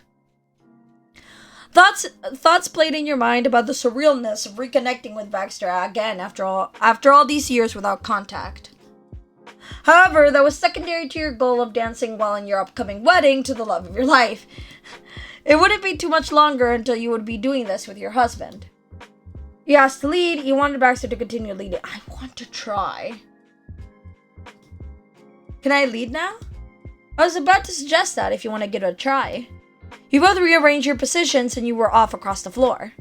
It was different from following Baxter, but it didn't take long for you to rediscover the right tempo. By the end of the session, night had fallen. You said goodbye to Baxter and Cove came to pick you up in the car. You mirrored his actions from earlier in the day, climbing into the passenger seat and clicking in your seatbelt. He took the opportunity to copy you as well. So, was it alright? The amused sparkle in his eyes let you know that using your words was completely and utterly unintentional. It was really nice, it was fine, it was awkward as you'd expect. I did it, I'm not sure what to think about it. You raise your shoulder in a simple shrug, you come to one of the songs with a grin. That's so cheesy. I got that one stuck in my head too. It's gonna be playing in my mind all night. Go grin wisely, happy for you, that's so sweet. I'm glad this was a good idea. Also, did I thank you for buying me a snack earlier? It was good. You're welcome. I hope there's some left. You curved your neck around to inspect the back seat. You saw an additional sack and Cove laughed. Don't worry, I didn't eat everything. I bought some drinks to go with them. I thought they'd be nice for a post-dance pickup. Go better know how much you loved him, especially in moments like this. And seriously, what did you and Baxter talk about? I want to know so badly. Holy shit. Like Baxter gave the most honest answer. You couldn't forget how Baxter phrased it all. You were too curious. I need to know. When you were together, did something happen? I'm just so curious. Like, I don't need to know, but I'm definitely interested. I don't know? He sounded truly confused. He tried to think back until it was apparent that nothing came to mind for him. We didn't talk about anything important. Why? Did he say something to you? It seemed like he was implying something. The angle of Cole's eyebrows crept into concerned territory, so you elaborated. It wasn't bad. It actually seemed good. He thinks you're sweet. Cole's brows pitched together. They were now approaching deep thought. I guess? Well, I'm not good at dancing. I never have been. You know that. It's hard and nerve-wracking. And I made it clear that I was going through with something I'm not cut out to do. Who it was for. He showed you a soft smile and his eyebrows evened out to normal. Maybe that's what he meant. You blushed, your eyes straining to the window. That is so sweet. The parking lot had emptied out from earlier this afternoon. It really was just you and Cove. Maybe it was. You felt very lucky to have such a loving fiancé. With the day's arrangements taken care of, Cole pulled out the empty lot and started to drive away. Next time you were scheduled to come by would be for the usual kind of office visit. No dancing required. You kindly anticipated meeting back up with Baxter. You had a good feeling about where this wedding was going. When you arrived for your session that day, you noticed Baxter's foot was tapping against the floor in a steady rhythm. It seemed the lessons from the day before were still on his mind. Hello. Hi. Good afternoon. So nice to see you again.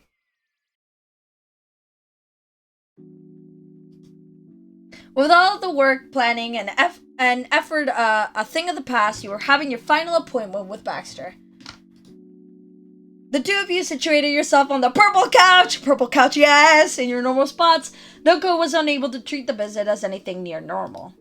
His legs had stiffened from nervousness so badly, the bend in his knees was like a snap of two branches. He's nearly fell into the cushion. Baxter, on the complete opposite end of the comfort spectrum from Cove, smiled with a natural ease. Well. Then, this is the last time we're likely to see each other until the day of your wedding. Are you feeling prepared? Yes, no, I'm not sure. After how many meetings and appointments we went through, definitely I am, but Cove is, but I'm not. Yeah, I'm excited.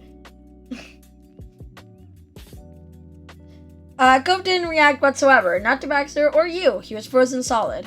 Baxter ran his hands along the inside edge of his jacket and placed his most encouraging smile on his face. To be honest. No, honestly, you've both done beautifully. Your wedding will be an event to be proud of, and I'll be there to make certain it flows smoothly. All you need to do now is enjoy yourselves.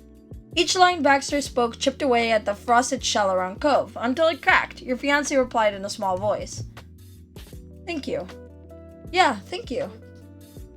Now, having broken the ice, Baxter easily shifted back into work mode. He touched the tips of his fingers to a pile of papers on the desk to his side. I've got the details for the hotel for you here. I was able to book 2 standard single bedrooms for you and your parties to use to get ready in. The hotel is minutes from the ceremony venue, so you won't need to make a trip out there the morning of. Not bad. Thanks, Baxter. You're good at this. Gov's admittance was almost embarrassed. He scratched at his cheek and shared a look with you. You remembered how hard of a time the two of you had getting a room when you had to come into Sunset Bird for your mom's anniversary. It was an ordeal. Gov chuckled, knowing you were reminiscing over the same experience. Baxter accepted the compliment earnestly without prying. He leaned an elbow against his chair's armrest and propped his head up against his hand. Glad to hear it. I do strive to be. He continued to relax, following up his prior motion with a cross of his legs. And I very much appreciate your great patience with the series of questions throughout this experience. I do still have yet one more topic I'd like to discuss. When you leave here, the wedding planning is over. Do either of you have an opinion on seeing your beloved before the ceremony? That was not something Cove had considered. He didn't have words to back up the hasty interruption. Baxter smoothed it over by elaborating. I know some couples follow a tradition of completely cutting contact in the lead up to the ceremony, so it's reuniting when they come together for the ceremony. Others stay apart physically, they'll communicate over the phone, and there are those who don't participate in that whatsoever and stay with one another. This time, Cove gave himself space to consider it, letting the concept sink in. I don't know. I mean, I didn't have plans to be apart from Ace. You know, I like being around them when that's an option. But I guess maybe we could do that, if it's a special thing for weddings? He laughed breathily and sent Baxter a question of his own. Are you gonna make fun of me for being clingy now? Never. You knew just how much Baxter meant that. Cove, however, didn't have the same context. You don't have the context that I do for... Yeah. It's a whole story there. Oh, okay. Good people shouldn't make fun of him for that. You really should change Sans teasing. It was fun. That's lucky for the both of us. I'm clingy too. You're very sweet, Baxter, but he's definitely clingy. Patted Cove on the shoulder reassuringly. You had to love a Cove calling himself out for that. You patted Cove on the shoulder reassuringly. So weird that there's no children when it's such a big vacation location. You can barely get a hotel there, right? I'm still so lost on that factor. I feel like I'm missing something. It's like I have all the pieces of a puzzle, but they're pieces from different puzzles. In disbelief, Cove's eyes bounced back and forth between you and your planner. He was able to express his want to always be around you, and no one in the room had given him a hard time for it. Cove absolutely beamed at that revelation. It was a pre-wedding miracle. You were charmed by both his overt affection for you and by how cute he genuinely was. But you made an effort to not be entirely distracted, and you gave an answer to the question at hand. Would you mind staying in a separate hotel room? We can meet at the wedding later. Would you mind staying in a separate hotel room? We could talk over the phone. I want another room with you. We could... what a surprise thing. We could do the phone thing, though. Yes, definitely. Call me. I'm glad you asked, because, yeah, I am a little clingy. Go shuffle the balls of his seat against the carpet, all the while glancing over at you bashfully.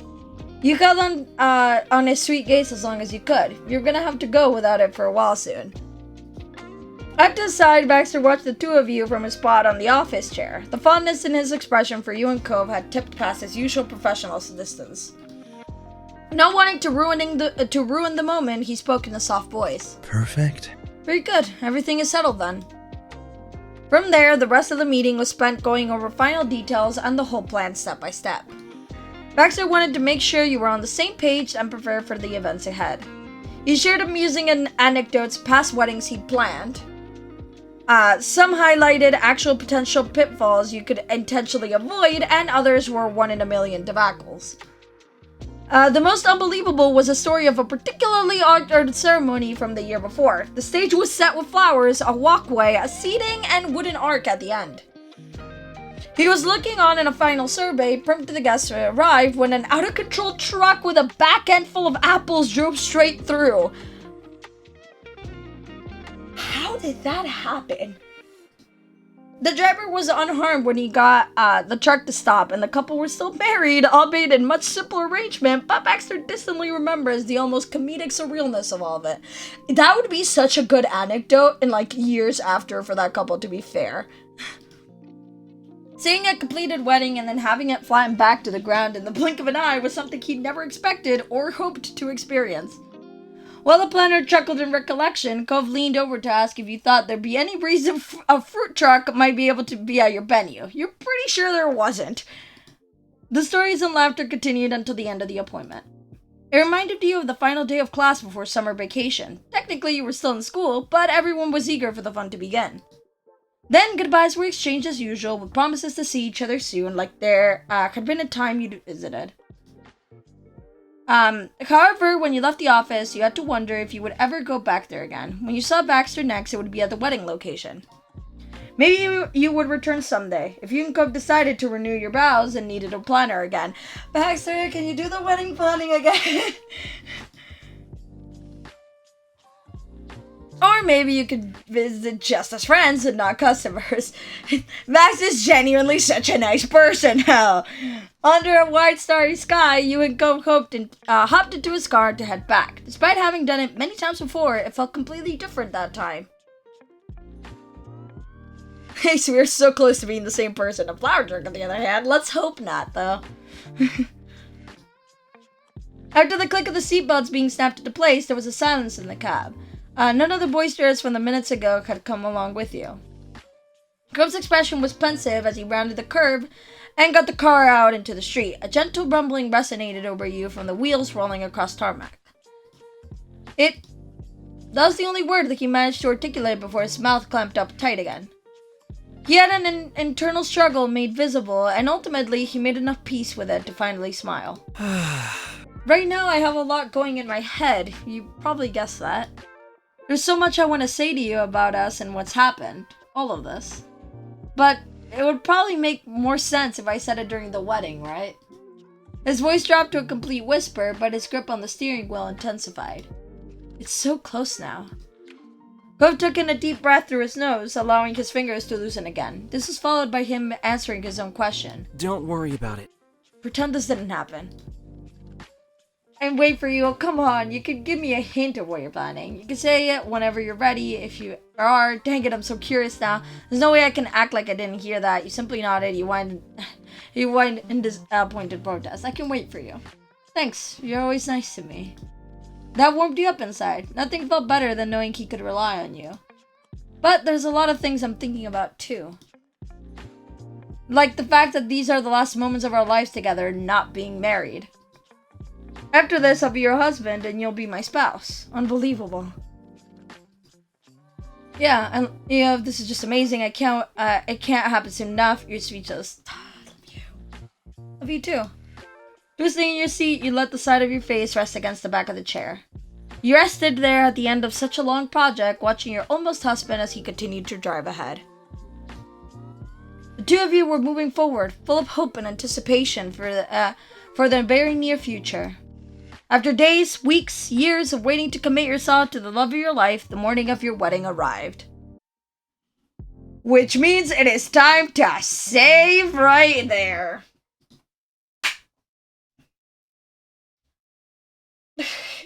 We did all the wedding planning on this stream, which means next time we stream, which may or may not be tomorrow, who knows, we might mess around and just do this 2 days in a row because I am far too excited.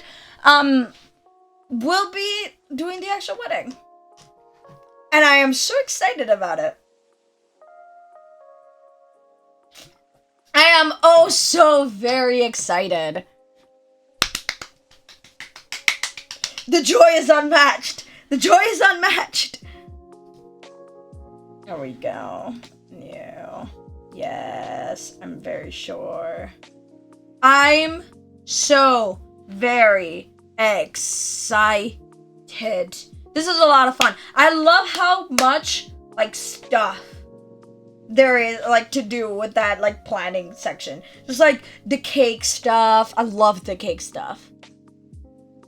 Might have been, it's gotta be a highlight there. like picking the places, which is very difficult. That was the hardest choice. Picking the ceremony venue was the hardest choice in all of this. 100% the hardest choice. Just staring at the screen like, all the choices are so good. Night A, sleep well and dream amazing dreams of Rhonda helping you out with all kinds of things. Rhonda was great. All the side characters, Xavier, Rhonda, they were great. Two of them were great. Love that. But yes, that'll be the stream for today. So I'll find a good ending song while I already found one. Awesome. Man, that was so quick.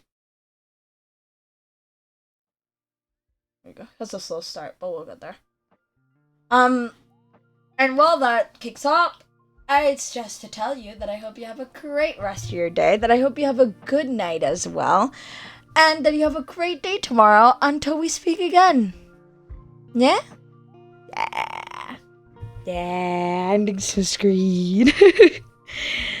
Oh, this was a lot of fun. I love it. Bye-bye. Good night. Good night. Bye-bye. Bye-bye. Boy. I start saying bye a bunch of times and then I never know when to like stop. So I'll just say like bye one more time and then I'll mute. Bye.